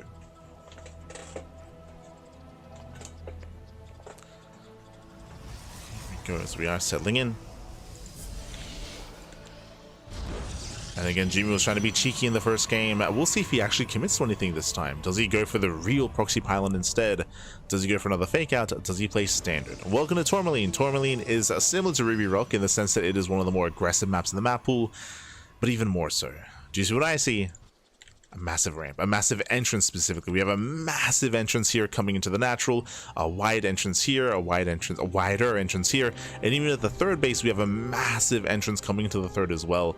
No high ground, no choke point, very open natural, and a very open third base as well. Because of this fact, we see a lot of all-ins. A lot of all-ins here on Tourmaline in the other matchups. A lot of 2-base all-ins, 3-base all-ins, breaking the third base, breaking the natural. Even several struggled and failed to defend here on Tourmaline in his series against Clem. I mean, it is Clem of course, but also showcasing just how difficult it is to be the defensive player on Tourmaline. Hello, Shameless. What's going on? As Shameless, this time he's the one to go for the proxy pylon. Now Jumy goes in for the scout. Jumy, he will confirm that a pylon is missing. He will count, he will confirm, he will know. And the probe is sticking around, which means Shameless, he will commit this time. Jumy went for the fake out in game 1, as Shameless, he is committing here in game 2. Cybercore is done, show us the robo. There it is, proxy robo, 1-base all in. So Shameless is going for the 1-base all in. Jumy back at home, he is unaware. You can see Jumy sends out a second probe. So already 2 probes are scouting, that's already a nice win for Shameless. He's forcing some inefficiencies here to Jumy. Jumy, he's looking, he's scouting towards the right hand side, checking everywhere he can. At the same time he's checking the left hand side, he's checking mainly the edges of the map, where we can see the proxies in the center. So Jumy will not confirm, and Jumy, does he go for his own defensive robo? Remember, last game Shameless didn't scout the proxy, he didn't find the pylon, but he still reacted with his own robo defensively to try to hard counter. This time, yep, robo. So Jumy, he doesn't scout, but he doesn't feel safe, so he goes for his own robo. Adepts are revealed.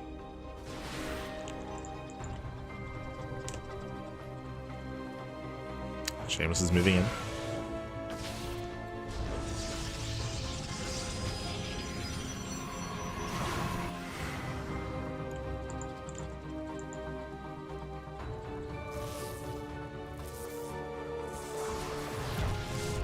Yes, Jumy, he does confirm. There we go. He finally does scout. He gets eyes on the robo. He now knows how much danger he's in. Oh no!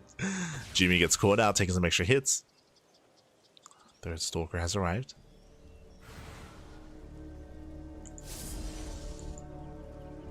Jumy, he does save his stalkers, does reinforce. Behind this, yep, there we go. He's getting his own immortal. Shield, whatever, he's on the way. Oh, as Shameless does find the proxy pylon, ensuring that Jumy cannot backstab.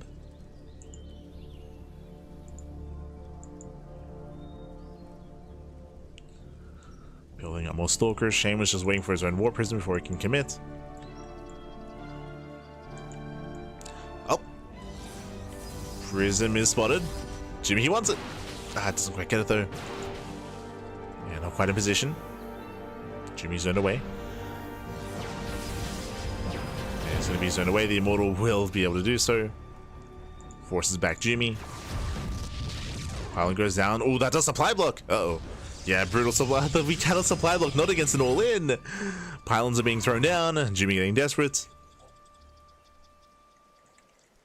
And again, Jumy, he just cannot warp in. He has a small army. Jumy, he avoids the fight. And we're going for the base trade. But Shameless is going to hit first. And there's no sentry. There's no sentry. There's no force field. Sentry just now warping in, but it's delayed. Nice force field. The Immortal gets up the ramp. And everything gets up the ramp. Jesus. And with that, Shameless, he breaks the main base. Jumy, he's still in the middle of the map. He's still not doing anything with the army. Jumy's just so late to the base trade. Here comes on the warp in. Gets into the middle line. Prism does make it out. So Jumy, he does save. Oh, a stalker, not a probe. And stalkers, they respond. The prism, oh no, the prism goes down. Prism goes down. There is no escape. And again, Jumy's just so late to the base trade. He's just now depowering the gateways. He's now moving in. There's still one more gateway. As Jumy will lose everything back at home. There's the recall even. Oh my god. And he recalls back. GG gets called. Shameless, he attacks, he defends, and Shameless will take the series 2-0. GG. GG, well played. A very chaotic series here, very chaotic games. Game 1, Jumy forced the all-in, and Jumy could not handle the all-in. Here in Game 2, Jumy, he was able to scout and confirm that Shameless was going for the proxy, going for the one-base all-in as well, but Jumy, he was caught out of position and also supply blocked, which was brutal. Like, Jumy got supply blocked, he was caught out of position, he was late to the base trade. You saw that as Shameless was breaking into the main base and killing probes, Jumy was still on the map. Jumy, he was still walking across the map. He was just so late to the base trade, to the point where by the time that he got into the main base, Shameless, he had killed everything and just recalled back home, was able to attack and defend. GG. So GG will play with that. Congratulations to Shameless, does claim the series, and now we're going to be jumping into our next matchup here in the upper bracket semifinals. It's going to be a best of 3 between Percival and YoungYakov. You just saw YoungYakov take down Baby Marine, but we saw a lot of mech. There was a lot of mech in that series. I do not expect to see mech out of Percival. No shot. We expect bio play instead, a very different kind of TVZ. And this is going to be a rematch. If you remember, YoungYakov, he's the reigning OSC Elite Rising Star champion. And who did he beat in the finals? He beat Percival. It was a best of 5, true. It was a best of 5, different series, different meta, different patch, different map pool as well. So there are some other factors coming into that, of course, but YoungYakov did beat him before. Can he do it again? Or can Percival get his revenge? Let's go. Let us go. So we're getting into that best of 3 rematch series. And spawning in the bottom left-hand corner of Tourmaline, we have the South Green Terran player, we have the Blue Terran. It is Percival. And spawning in the top right-hand corner, we have as opponent, we have the Red Zerg player, the Red Zerg player himself. It is YoungYakov. And if you're in the chat, predictions are open. Place your bets on who you think will claim the series. Best of luck in the chat as we get into our TVZ. Oh, and Percival, he's setting up with the Raxes on the low ground. So 2 Rax Reaper here out of Percival. Interesting setup out of our Terran player. Meanwhile, Yakov going for his own hatch first. Now, once again, welcome to Tourmaline, and what I just mentioned was applicable last game, applicable here as well. This map favors aggression. This favors aggression, favors all-ins. Because of how open the natural and the third base are, we could see a very strong 8 racks out of Percival, a very strong 2 base all-in instead. Likewise, we could see Roach play out of YoungYakov. Now the racks are amassing. Here we go. So we already have an assertive start here by Percival.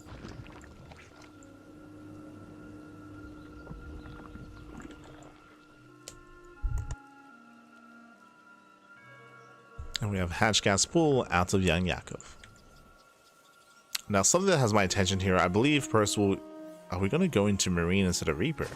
Okay, so still 2 Rax Reaper here out of Percival. This is designed to gain momentum early on. It's designed to delay the third base and to keep the Zerg player contained for as long as possible. This is not an all-in.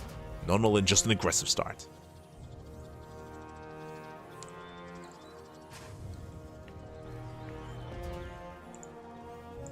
So here come the Reapers.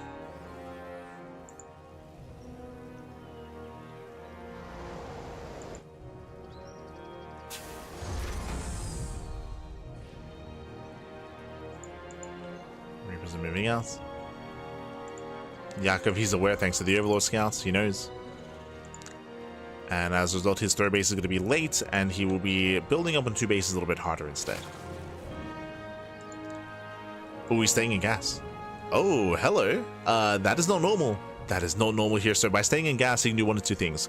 After the defense, he can go into a Baneley Nest and go for a Ling Bane all-in and a Bane bust. But if that was the case, we'd already see a Baneley Nest. True, we'd already see one. The other option here is to go into a very fast Lair and go into 2 base Muta. The other option is to go for a Roach Horn and go into a Ling Roach all-in. I'm leaning towards Roaches. The reasoning for this is because a lot of the production here is exposed on the low ground. So going for a Roach all-in here can hit really hard. But no, he's going for a third option. He's going for an early Evo Chamber. +1 Carapace. Oh, okay. Yeah, he pulls out. He pulls out a gas, early Carapace instead. This is going to be good against a 2-1-1. If it's a 2-1-1. Yeah, it is. Okay. We'll get into it. But now Reapers again with Drone. Oh, they get 2 drones, 3. Jesus, 3 drones go down. That should not have happened. Brutal damage here in the natural. Percival does barely get away. Percival pulls out. Now, wanting it back, plus 1 carapace is a really good way to deal with a 2-1-1. The reasoning for this is because, like, in this matchup against Terran, the Marines have a very high attack rate. They have a very high attack rate of fire. So because of that, armor upgrades are even better, even more impactful. Not just that, but they are very necessary for Ling Bane because they are melee-based units to actually survive and to get to actually encroach and collapse on the Bio army. So carapace is the most important upgrade here in ZVT, or at least against Bio, not against Mech. Mech is a different story.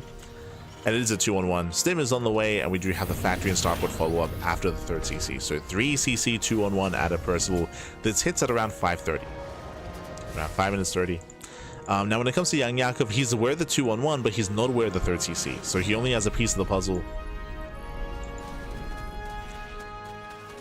Yakov is aware of the stim timing, but he doesn't know how economic this really is. Or how aggressive.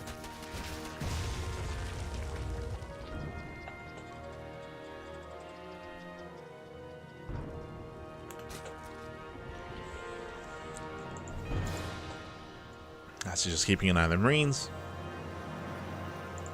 Larry's on the way. From here, YoungYakov should be working towards Banelings.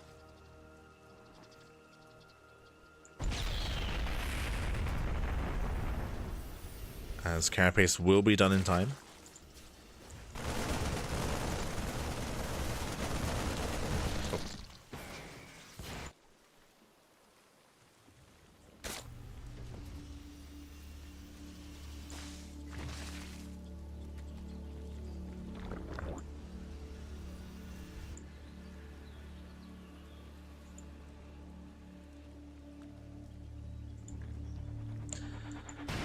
Percival does move that across the map. Going 2-on-1 Banshee first into delayed medevacs. Okay. So I did mention that this is meant to hit at 5:30. This is hitting slightly later because of the Banshee. Links at the 3rd base. And Percival moves out. And now it's time for YoungYakov to make nothing but units. He's been droning here up to almost 3 base saturation. Queens respond to the Banshees. Lings respond to the Reapers.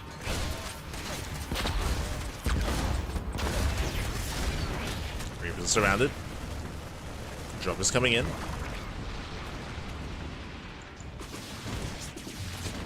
So far, Yakov is keeping up. As more Queens respond, Banshee gets sniped. Yakov, he's ready.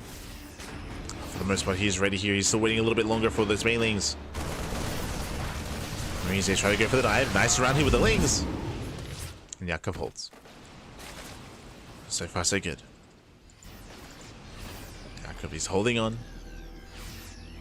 Actually, bold move, going for the counterattack instead. Bagged in Percival, his tank is exposed. Yakov, yeah, we go. He does commit in. The tank is unsieged. And the tank will go down. Forcing friendly fire as well. Clears up the tank. Ling made to defend. Nice kiting. Very nice kiting here. Target fire shuts down the Lings. Miscontrol out of YoungYakov. He should not have moved off of creep. And Percival holds. Percival, he defends back at home. He attacks as well. The initial one by was good, but he just bled out too much. Yakov bled out too much in the end. Threw away a lot of Lings, and Percival, he has momentum. He has the advantage.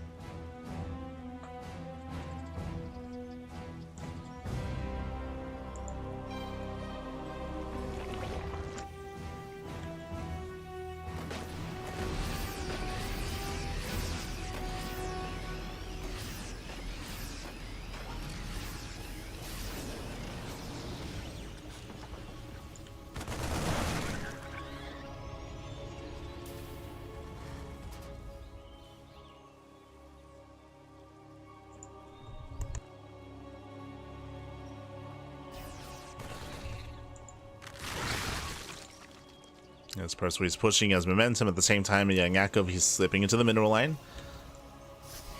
At the same time, he does try to engage. He tries to distract. Banelings, they do not make it in. Oh, they kind of do. Okay, half the mineral line, 9 SCVs. Not bad. Hold up. Yakov says be careful.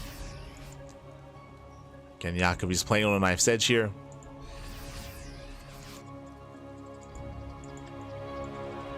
Trying to keep up with Percival. Another link right by. He runs into reinforcements. Sniper Widowmine.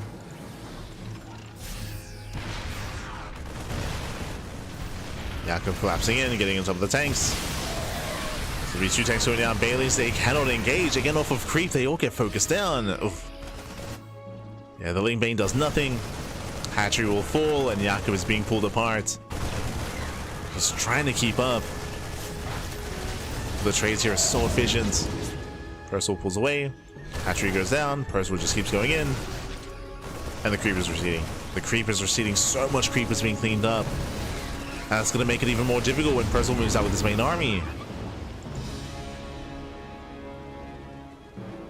Let's go to the dream drop. Yakov is keeping up. He actually responds at the same time. Percival stims in. He gets a queen. Gets 1. Gets 2. 2 queens go down. 3 queens. Oh, Jesus.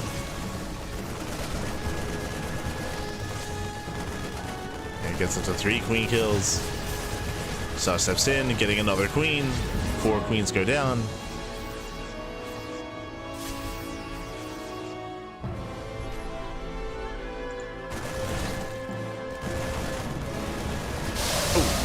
A little bit late to pick up. Okay.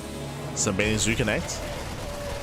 Yakov is trying to keep up here, but what is terrifying is, 1, Percival's getting damaged, and he's achieving quite a lot here with these drops, but 2, these are only drops. These are only drops. The main army is backing up back at him, and here he comes. Percival, he's now looking to push out. He's got Widowmines, he's got Liberators. He is a little bit late to react though. Oh no! Banings roll in. Nice catching by YoungYakov. Catching out a good chunk of Marines. Best fight that YoungYakov put a hope for. Does take a good fight. This will slow down the Terran. Slows down Percival. And Yakov, the hive is done. Hive is complete, but what are we doing with that hive? We need the ultras. Whether it's ultras, whether it's vipers, spellcasters, we need something more.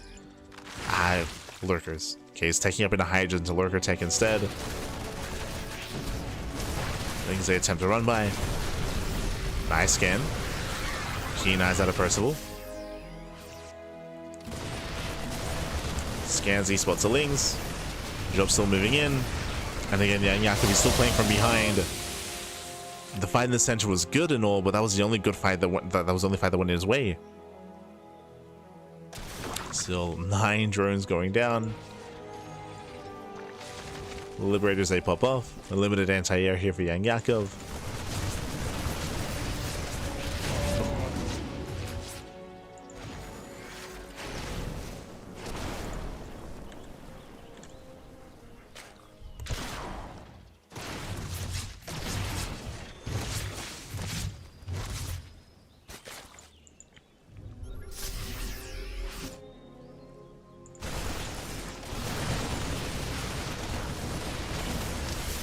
So he's pushing to the middle.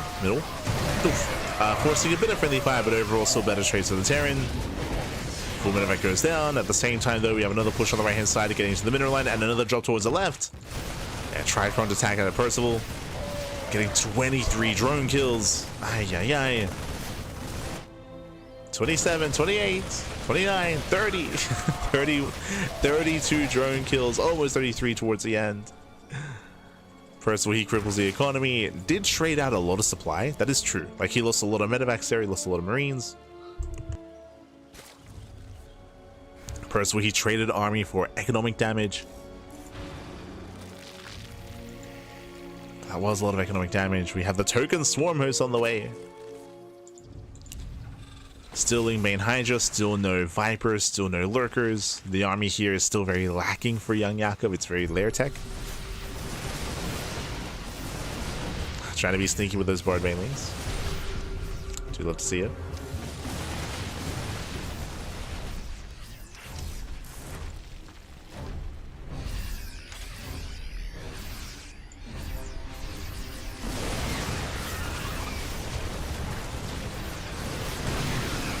Yeah, with that YoungYakov trying to engage, trying to keep up.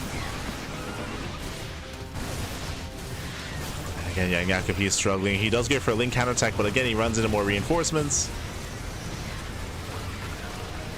Yakov at least trying to trade with the planetary, but again, bleeding out a lot of supply here. Ay, ay, ay. And he's going to lose so many Hydras here. Just brutal losses for YoungYakov. He's trying to get away. Bleeding out Hydras.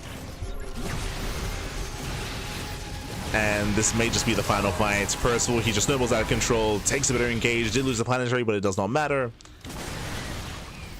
YoungYakov has been on the back foot almost the entire game. Ever since the initial trade, ever since the moment that he lost his expansion, lost the mineral line. And Yakov just cannot keep up. Trying to force friendly fire. Does. The Locust Wave, let's go. But the Hydras are exposing, and the Hydras are so fragile. They need support. They need more Ling Bane. And there's just not enough here. Bane needs to get some decent connections. Percival, his spread was lacking, his split was lacking.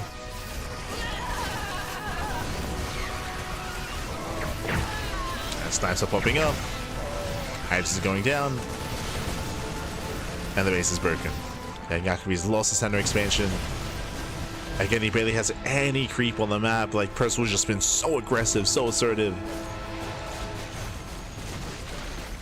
And Percival's maxed. He's maxed out. Yakov down 50 supply. This is the case where the soup is not lying. It's not lying, back. Not lying.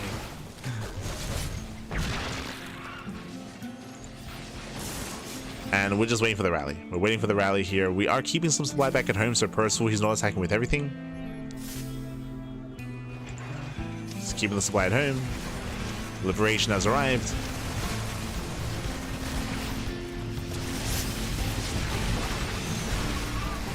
Yakov tries to engage. Pain rolling in.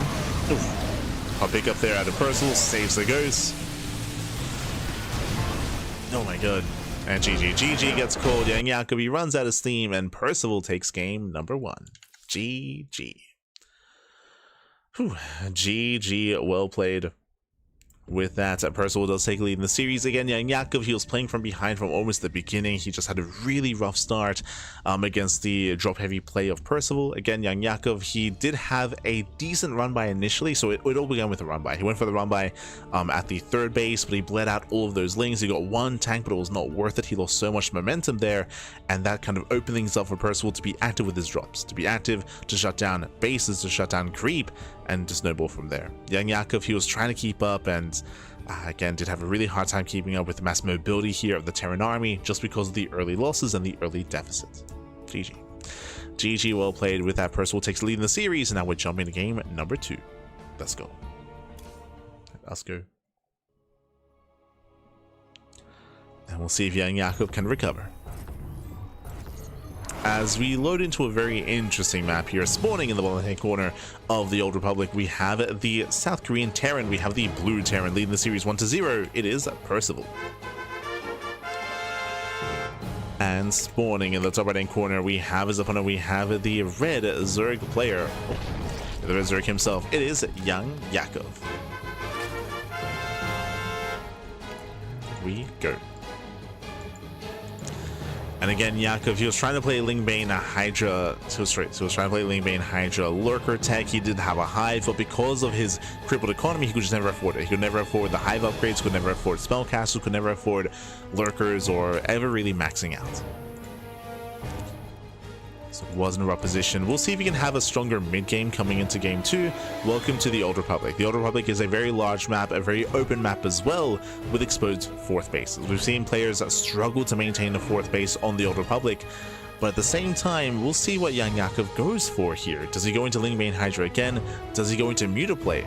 Not opposed to it. Not opposed to the Mutas here on the Old Republic. It is an option for YoungYakov. Meanwhile, this time standard open out of Percival. Remember last game he went for a 2-ranks Reaper start into a 2-1-1. This time standard build.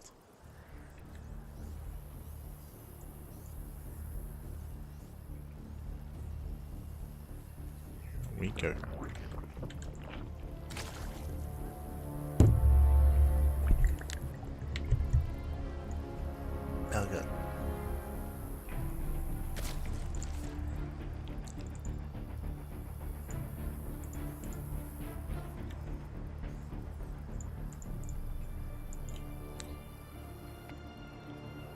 from here, we're just getting in towards our early game. So far, standard opener is just Rax Expand out of Percival. Likewise, YoungYakov going for his own Hatch Gas Pool. This time, YoungYakov is going to have a bit of a cleaner start, a bit of a more comfortable start. Remember last game, YoungYakov, he had a late third base. He also had, was it 3 dead drones at the start of the game as well? He lost 3 workers to the Reapers. It's a really shaky start to game 1. Oh, I can't see the spray. No. Yeah, I believe if you spray on the glass like that, it doesn't actually show. Smooch.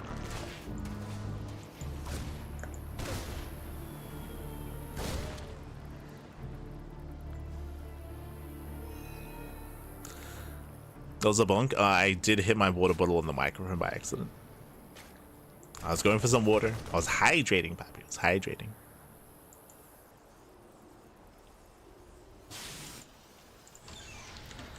For now, though, third CC before starport. It was just the mic. Yeah, it was just the mic.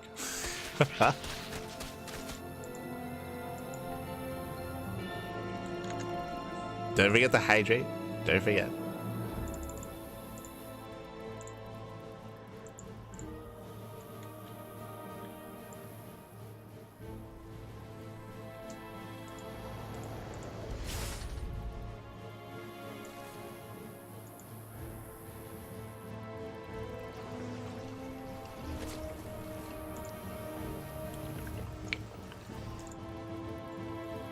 Oh god.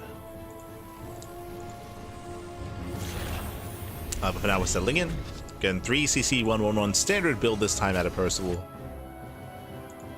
And really we're just keeping our eyes open for the tech of choice. Yakov, he pulls back into gas. From here we can go lair first, we can go Evo chambers first. What's it gonna be?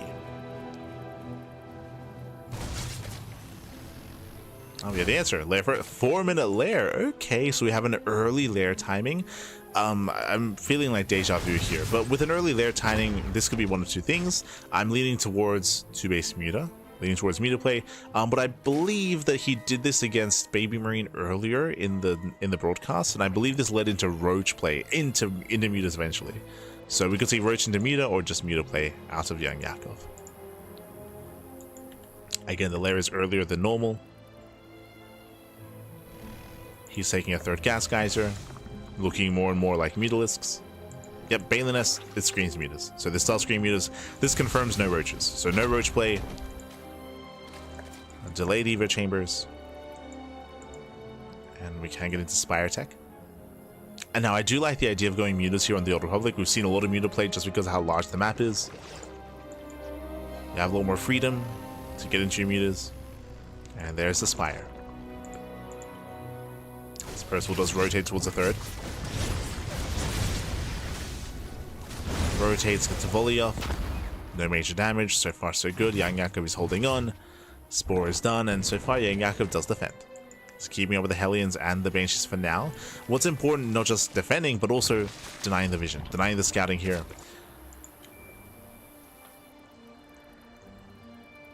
Now, if Percival checks the entrance to the natural, and if he sees the lack of Evo chambers, that is a tell.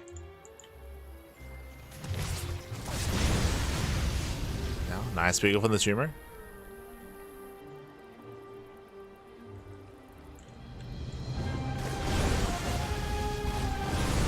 Ooh, gets eyes on the 4th. Can he force a cancel?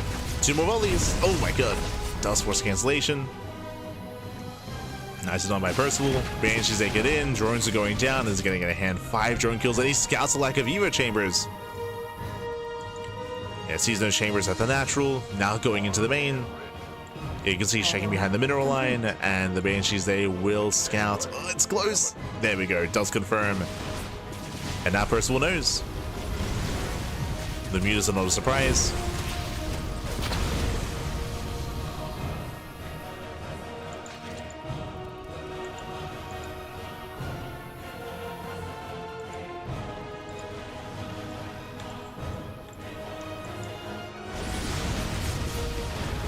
With that, they get scouted. More drones getting picked up.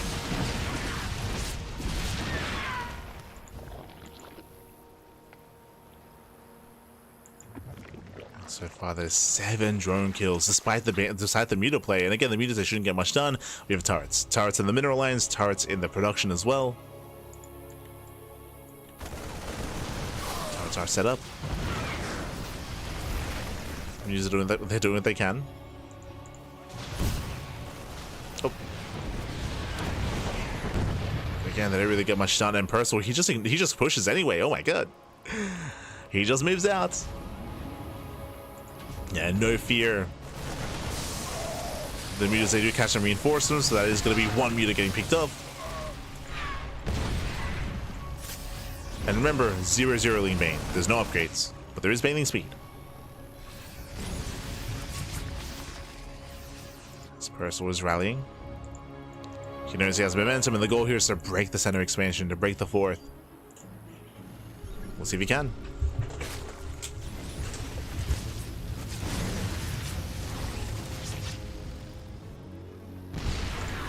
As Percival is pushing in, we just see YoungYakov trying to catch reinforcements. Oh, we'll get some medevacs. Not bad. Ooh, does fail to get the medevacs. They boost away in time. Nice control here by Percival. Yeah, moves are going down at the same time. YoungYakov, he just cannot engage. He's trying.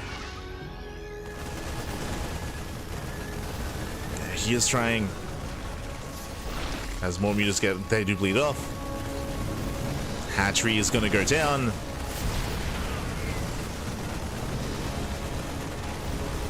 And Percival, he can just keep pushing. Like, he can just keep rallying, keep pushing in, and rotate over towards the new would-be 4th.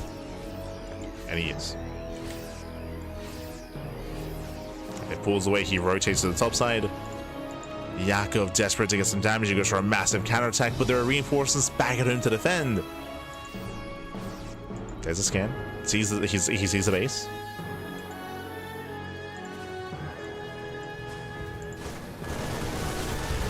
Miri sims in, denies the expansion.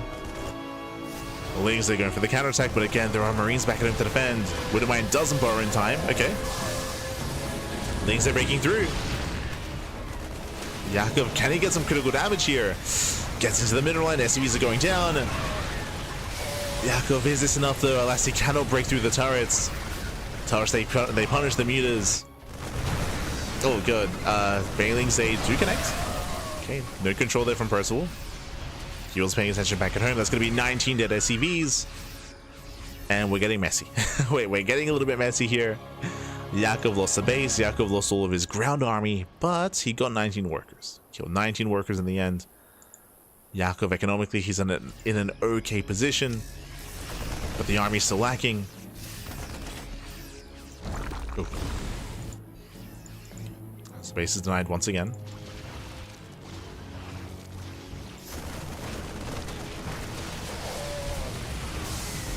Yakov returns around, he cleans up all the Hellbats. Yo, the Thors are here. We have a couple of Thors sprinkled in, and Percival, he still has a better economy. Yes, he just lost 19 SCVs, but he's hitting a 4th. He's getting a 4th. He has mules. Percival is still in a better position. Yakov, he needs more damage.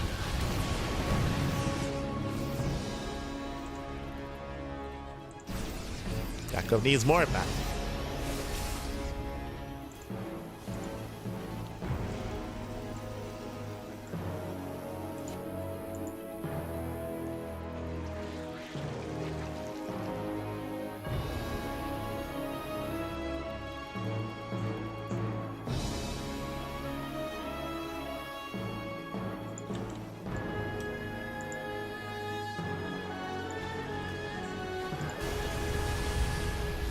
As mutas, they attempt to harass. Percival is still being active.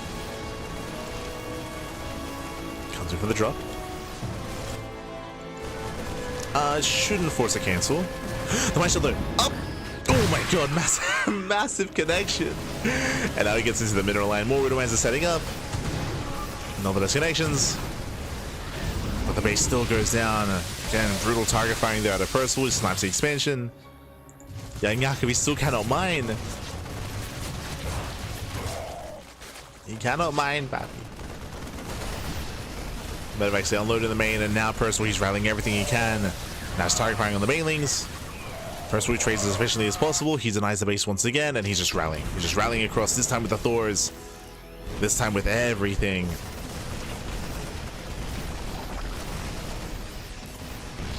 Yeah, he just cannot keep up. He just lost the 4th base time and time again. He just never established a 4th base.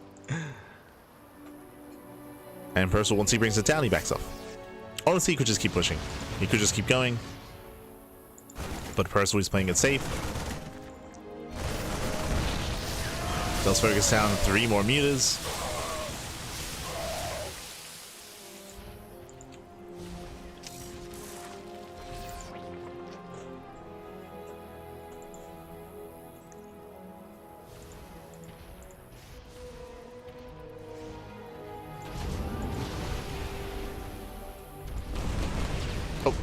Jesus, the mutas. Oh no, they're stacking! Jesus. Yeah, GG gets called. The mutas, they stack against the Thors, and with that, Percival, he will take the series 2-0, advancing on to the upper bracket finals. GG. GG, well played. Congratulations here to Percival as he does claim the series. My condolences to YoungYakov, but again, YoungYakov just had a really hard time maintaining his 4th base. His 4th base was knocked down, what, like 4, 5, 6 different times that game. He just could not expand, could not maintain himself. This is the risk you take when you go into mutas. Going into mutas, you're highly reliant on its catching your opponent off guard, but he got scouted. Remember, the mutas got scouted, and Percival, he was able to defend back at home, deflect the muta play, and then counterattack immediately. And when you go into mutas, your Ling Bane army is weaker, right? You sacrifice your upgrades, you sacrifice the strength of your Ling Bane to make mutas, and it was not worth it for YoungYakov. That's why he could not defend against the push. That's why he could not save his 4th base, because of the mutas, right? Ideally, if the mutas go unscouted, they get into the bases, they kill SCVs, and they force the Terran player to stay at home to defend. But because they got scouted ahead of time, there were turrets, right? There were plenty of turrets ready, so Percival, after the initial deflection, he didn't have to stay home. He could push, and he did. He was able to break out. Again, it was crucial that he scouted the mutas to begin with, and with that, YoungYakov just could not keep up. GG, well played. With that, Percival, he will advance on, and we are getting ready for the final series of the broadcast. It's going to be another PvP. We're going to be jumping into UD Soldier versus Brome. Oh boy. Here we go. This is a lower bracket match. So when it comes to the upper bracket, I believe we have Percival and Shameless. I think it's Percival and Shameless. They're going to be facing off amongst themselves against each other.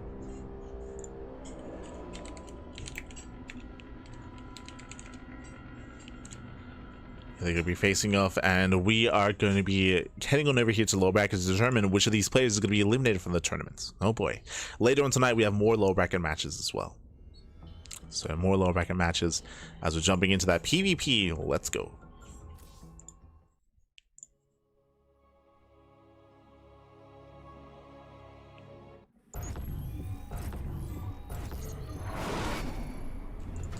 And spawning in the bottom left-hand corner, here of Tokamak, we have the pink Protoss player. We have the South Korean Protoss representing among us the 2 people. It is Brome.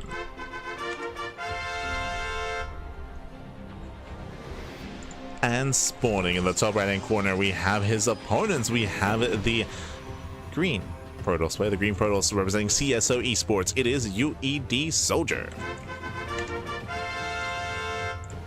And if you're in the chat, predictions are open. Place your bets on who you think will claim the series. Best of luck in the chat as we get into our PvP. Again, the final series of the broadcast. Let's go. The final best of.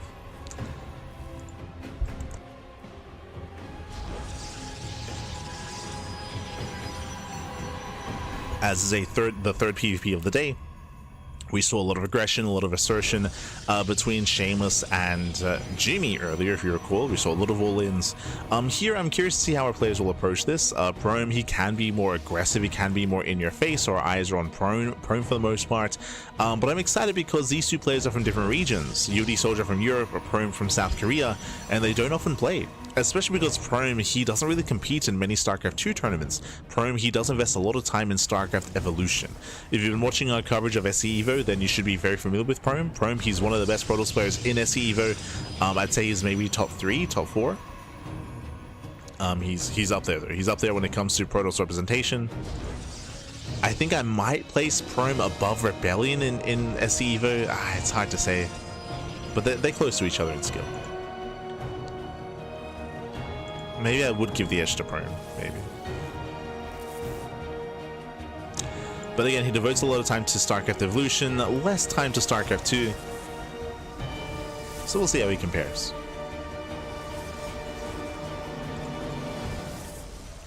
We shall see. For now, double sentry opener out of Prome. Meanwhile, we do have double stalker out of UD Soldier. So Prome is being safer, UD Soldier is being more aggressive, more assertive. UD Soldier can follow this up with a third and fourth stalker as well. When it comes to pylons, we do scout each other. We have 2 pylons on the main base for Prome. Meanwhile, Prome does not scout UD Soldier at all. This is risky for a PvP. Yeah, 0 scouting information out of our Korean Protoss player. I mean, he can rely on the hallucination, I suppose, but still going to be a delayed scout. Ooh, as he throws down 2 more gateways. Okay, hyper aggression here on 1 base. Now we see why he didn't scout. He doesn't really care. He's okay. Este Prome.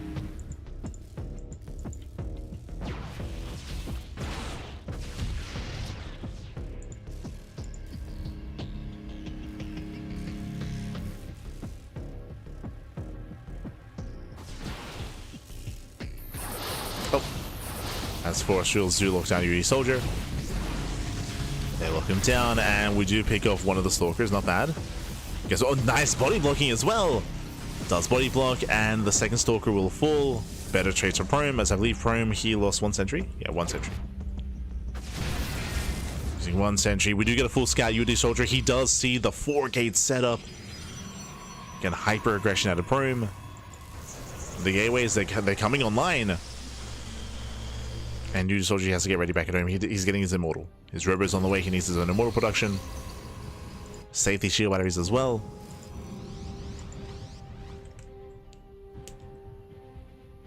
We'll see if UD Soldier can survive.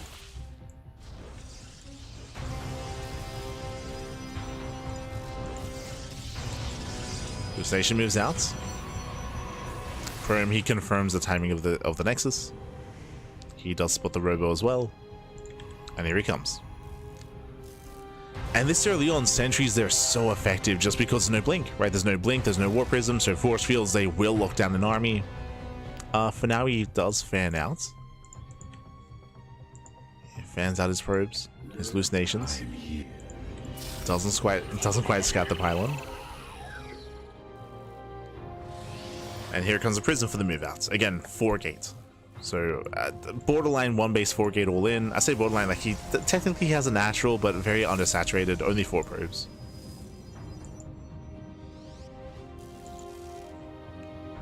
So, very undersaturated. Here he's going to commit. UD Soldier's getting ready. He does have 1 shield battery here at the natural. And here comes the push.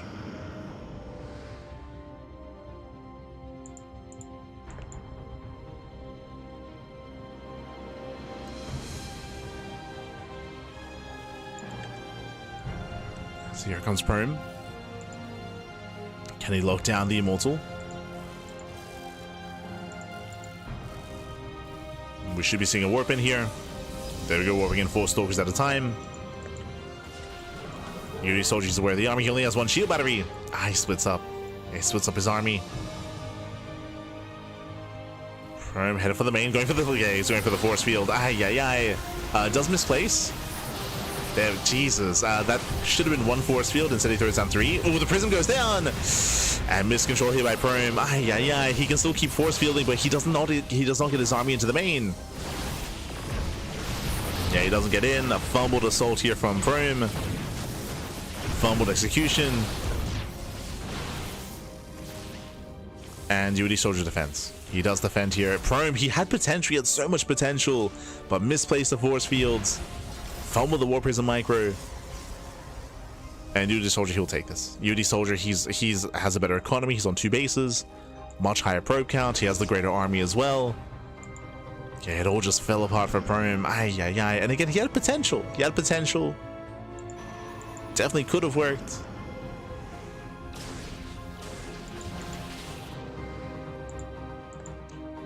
And now UD Soldier's going for the 2-base all-in. He's going for the follow-up. Here comes his own gateway explosion. Glaives are on the way as well. Going Immortal Glaive Adept. This is going to hit like a truck. It's going to hit very hard. And unless Prime is able to achieve some counter damage, he shouldn't be able to hold on. Now he does have some adepts. We have some adepts moving out. They can harass, they can get into mineral lines. You can see here a wall, a shield by Reese on the way. Prime, he realizes how much danger he's in. Throws down the wall.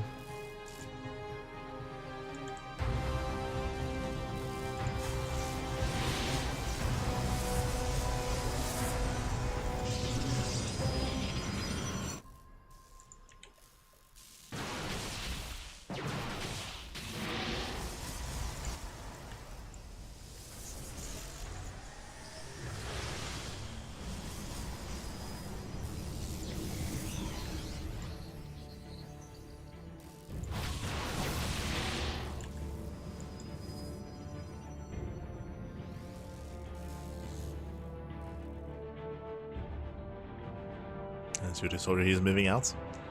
And again, he's just massed up a terrifying army here with sentries, with 3 immortals as well. We have the Bay on the way and disruptors. Now, this is a way to recover. Like, Prime is behind, but hey, one well-placed Nova can win him a fight. But he has to survive until he can get that Nova. Disruptor is halfway done. There's the Chrono. Does go for the Chrono boost. Okay, Prism into the main base. Fake Prism, I should say. Does move in. Force fields, they lock down 2 Stalkers, 3 Stalkers even. Just gets 2. Shades into the army, this time less certain of. Nova goes off. Nice connection. 2 sentries and a Stalker, and again, miscontrol here by UD Soldier. Throws away the Adepts. Yeah, he throws them away. But the force fields, they're on point. He locks down more units, he locks down more sentries, more zealots. And UD Soldier, he should still have enough. Should still have enough. No, Nova goes off. No connection. Breaks through the natural. And again, Percival is down to 4 Stalkers. Barely has a standing army. Just need more warpins, more reinforcements. And that should be enough. Oh, Nova goes off. Oh my god, massive connection. Jesus. Nova goes up, but GG gets called. It's still too much. And UD Soldier gets game number 1.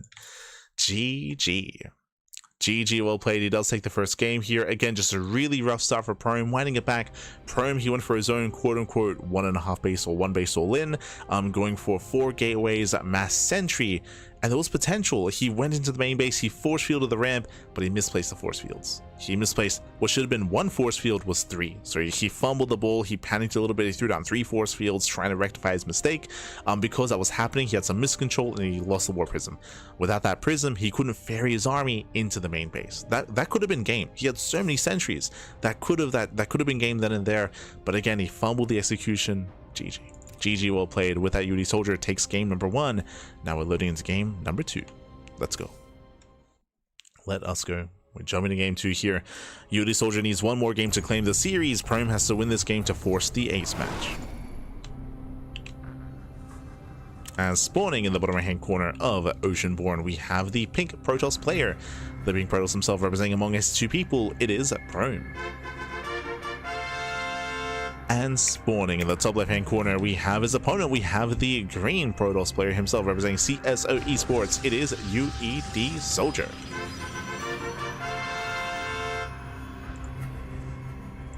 Let's go. Let us go.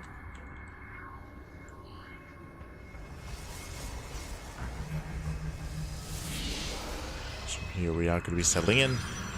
And welcome once again to Oceanborn. Oceanborn is one of the older maps of the map pool. It was around for like a year of play. This was like, what, back in 2023, I want to say? Not too long ago. Was known for more aggressive builds, was known for having a more exposed third base and a more accessible natural as well. But in PvP, we saw a lot of proxies. We saw a lot of proxies, a lot of hidden pylons, a lot of hidden robos, a lot of hidden gateways.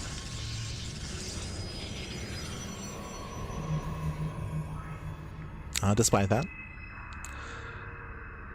we're settling in. 2 gate opener out of Prime, 2 gate opener out of UED Soldier. So far, mirrored builds.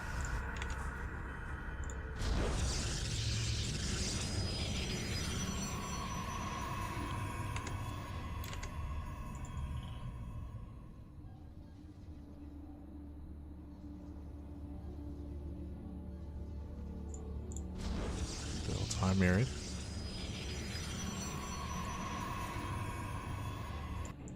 Oh, hello. UD Soldier does go for the proxy, though. Okay. Pylon is thrown down. Cybercore is almost done. So this does feel a little bit mistimed here. It's a bit of a delayed pylon. Ideally, you want the Cybercore to finish, and then bam, you throw down the proxy. But you can see here the pylon was late. So late pylon, late proxy. Not as lined up. Oh, going for Warp Gate? Are we going for a proxy just gateway? Wait, what's going on? Robo. Okay, so delayed proxy robo here again. That's going to be a robo with a delayed pylon, also after Warp Gate begins as well. Which means this could just be a Warp Prism. It could be Warp Prism first to get Adepts into the main. We'll see. We shall see as we're going to be reinforcing with Stalkers. Prime, once again, 2 games in a row, 0 scouting. 0 scouting out of Prime. Prime, he sees nothing, he knows nothing. Back at home, Prime, he goes for a Twilight Council before expanding. Getting into early Blink or DTs. Should be Blink.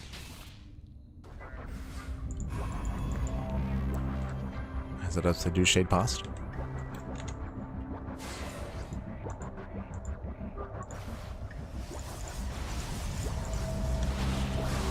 They do try to shade past. So far, Prome, he walls up in time. Nice reaction. Prome, he shuts down the Adepts. Gets one, but gets both Adepts. Meanwhile, was not a War Prism, was an Immortal, and again, 1 base all-in out of UD Soldier. He's going for the all-in, but he bleeds out Adepts early.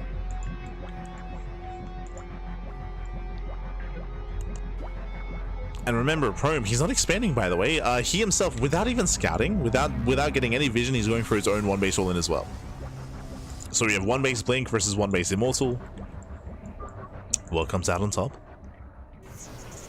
The Immortals will hit first. True. Immortals are moving out. Prism is on the way.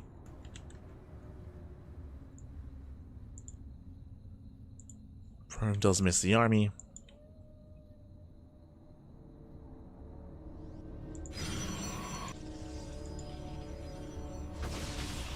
And UD Soldier's going in.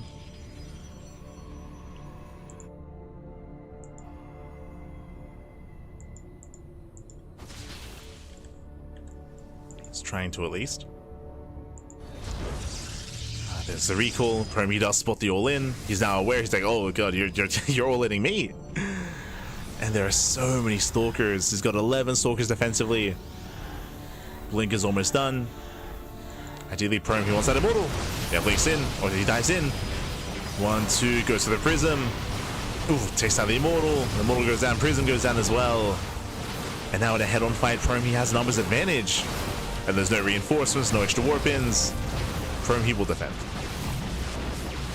He will defend here. UD Soldier going for economic damage, getting desperate. Does get some probes.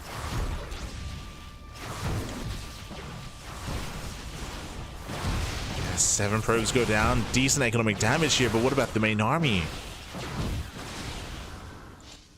We got 1 Immortal. We got 1 Immortal. War Prison's being rebuilt. The army's in favor of Prome. He spots the Immortal. He sees. He wants it. Ay, ay, ay. Ooh. Tries to blink away. The Immortal should go down. Yeah, the Immortal falls. Nice blink control here by Prome. Once again going for the Prism. He blinks in. Dives on the Prism. Prism goes down. And UD Soldier, he has nothing left. He's down to 2 vanilla Stalkers. Oh, goes to the recall. He saves 1 Stalker.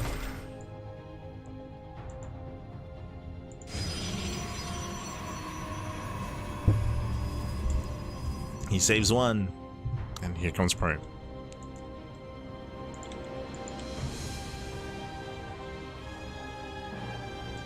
Okay, just 1 base versus 1 base. Got chaotic. What's important is that Prome didn't realize what was going on until it was already knocking down his front door, and then was like, oh, I guess I recall. And it was ready. Had plenty to work with. Blinks in. Gets 1, gets 2, gets all the Stalkers, and with that, Prome should snowball into a win here. I see in the chats, UD Soldier has an eco advantage. That does not matter.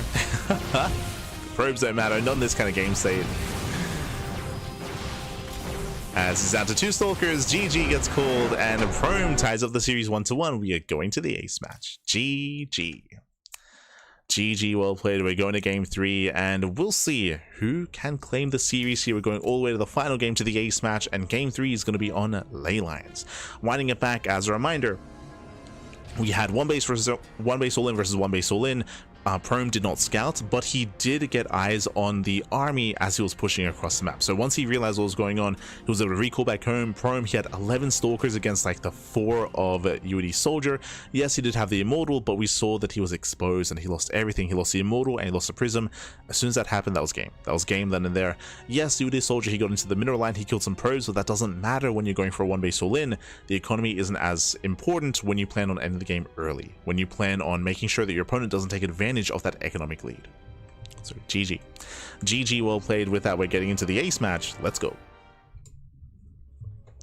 Thank you for your recall. The immortal of the stalker you might have held, I think. I would disagree with that. Again, just because of the massive stalker advantage. There might have been a hold there, but again, UD Soldier did have, Prime had more momentum. And here we go, we're getting into the ace match. And spawning in the bottom left hand corner of Ley Lines, we have the South Green Protoss player. We have the pink Protoss. For among SS2 people, it is Prone. And spawning in the top right hand corner, we have his opponent. We have the green Protoss player. The green Protoss player himself, representing CSO Esports, it is UD Soldier.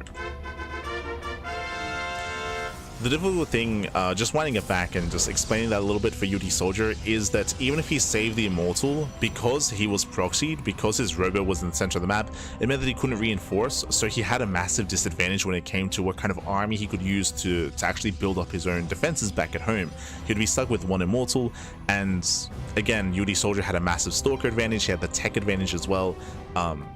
Yeah, there was just too much going in favor of UD Soldier in that kind of position. And that's what happens when an all-in fails, right? But here we go. Here we go. So far, 2-gate opener. 2-gate opener out of UD Soldier, 2-gate opener out of Prome. Oh, sorry, I got ahead of myself here. Gate expand? No shot. Oh god, this is crazy.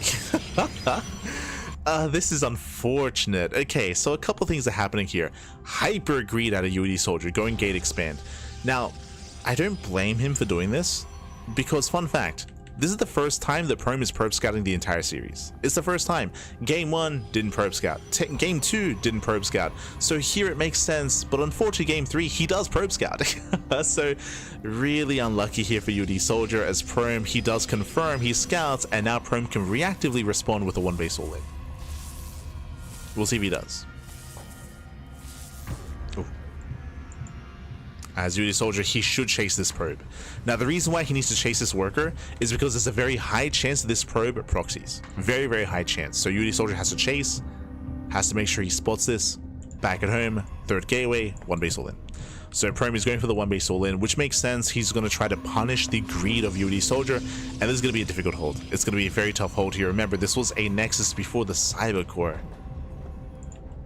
So hyper greed out of UD Soldier, the probe does pivot away, and we're going for the proxy. So Prome is setting up here on the right hand side. There's the pylon. Here comes the rally, and UD Soldier, he's in danger here. Oh boy. Behind this, he's going for a second gateway. He's going for a 3-gate follow-up. He needs as many warpins as possible. He needs those shield batteries.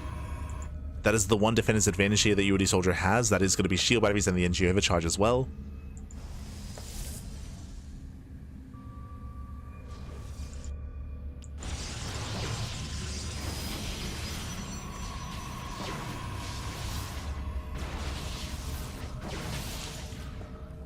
That's a nice poking in. He's draining the shields, or draining the energy on the shield battery. More stalkers are warping in. You can see here UD Soldier getting a wall of batteries. He's got 3 batteries on the way. Or 2 more, 3 in total. He's doing what he can. The gateway isn't ready yet. Prome is banking a lot. May as well just warp in. Just go for the slow warp in here. He's banking a lot of money, waiting for the gateway. I mean, so far, nice control, poking in. Gateway's finishing up. Now we go. Now we go for the warp in. But again, Prome, he missed the warp in. Like, he skipped the warp in here. That's why Prome is banking. So messing up his macro. Nice force fields. And in the end, 1, 2. Does he get 3? Oh, barely not. But a better fight for UD Soldier. And again, Prome is taking too long here. He's up to 11 Stalkers. There's still another force field. And there's 5 shield batteries. Jesus. But he's two-shotting. He's two-shotting Stalkers. He gets 1. He gets 2. Up. Oh, a little bit out of vision. Out of range, I should say. Nice force field. Does pull the boys. And UD Soldier is barely holding on here. He's barely surviving.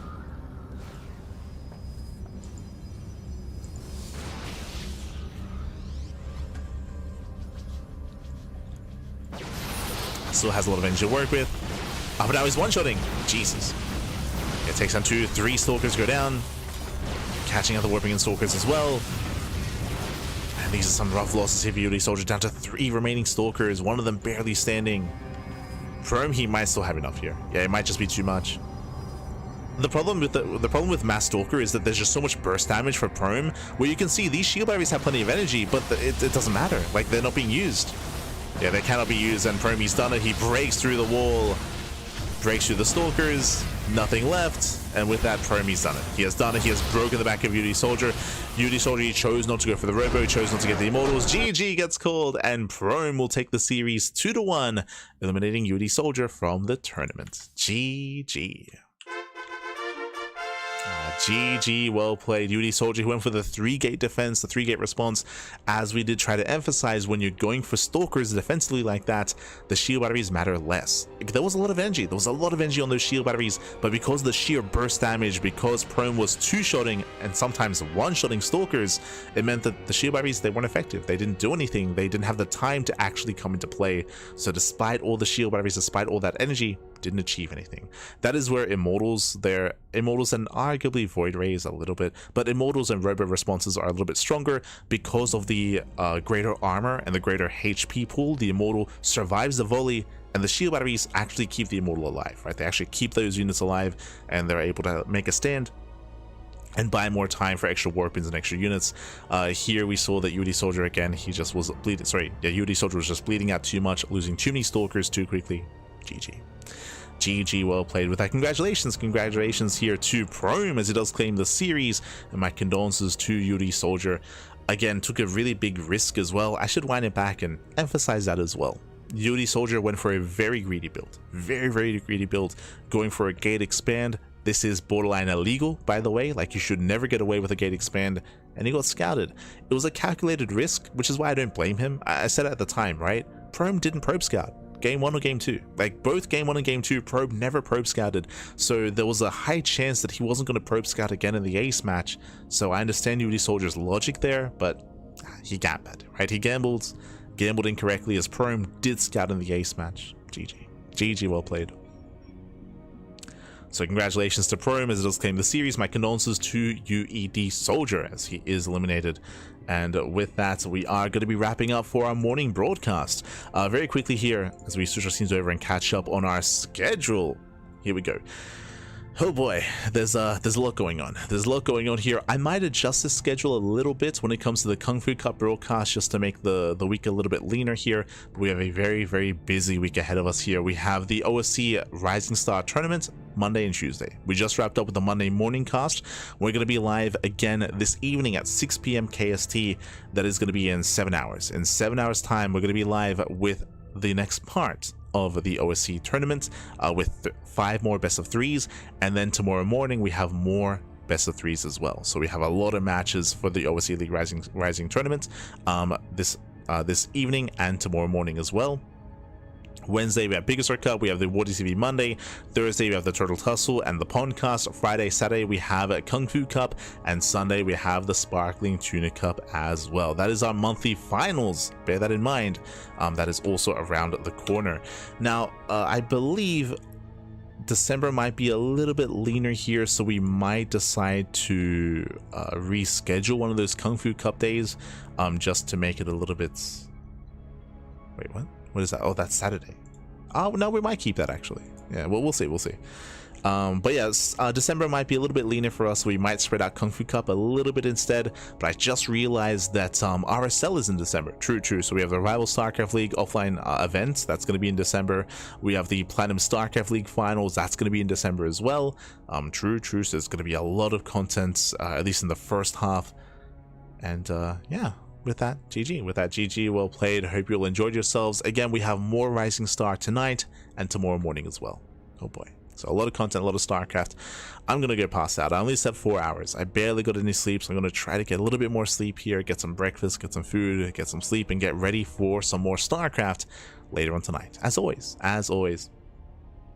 So when it comes to the WarDCV Monday cast, if you recall, we have stopped covering it live just because it starts very, very late. So we stopped covering it live, but we should be able to cover it via replays at a later date. That's going to be the plan. Speaking of, do I actually have them yet? I know Wardy was a little bit late to send the replays over. Let's have a look. I think it's been like a week back. Aye. Yeah, it's kind of weird. It's a little bit odd. It's all good. Unless I missed something. Interesting. Okay. But otherwise, thanks for watching. Thanks for tuning in.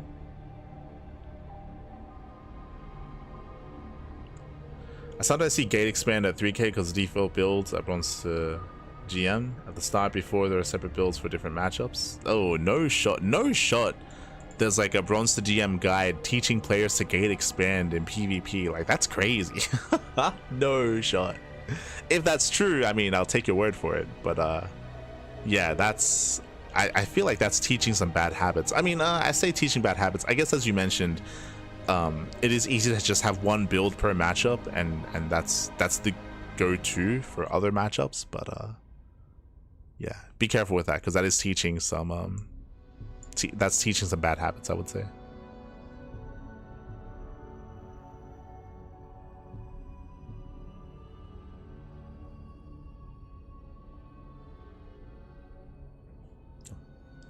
But otherwise, thanks for watching. Thanks for tuning in. We do appreciate it, and we'll see you guys next time. Here. When it comes, we'll see you guys later on tonight in 7 hours time. Otherwise, thanks for watching. If you want to support us, you can do so via the socials, !socials in the chat. So you can follow us here on the social medias. We do upload on YouTube on a daily basis, so plenty of content on YouTube. We're also on Twitch, Twitter, Facebook, Instagram, YouTube, and Discord, all things CranKy Ducklings. Otherwise, we'll see you later tonight. Thanks for watching. We'll see you later tonight. Very quickly as well, you can support us via Patreon. Our Patreon does fund our tournaments, and we actually got like 2 new patrons over the past couple of days. So thank you so much to all of our new patrons. We do appreciate the support. Again, all that money goes towards growing our tournaments and growing the Tunic Cup. So thank you so much to all of our patrons. We do appreciate it. And we'll see you guys later tonight or tomorrow for some more OSC. See you then, Pappy. See you then. Until next time, ciao, Pappy, ciao. See you next time.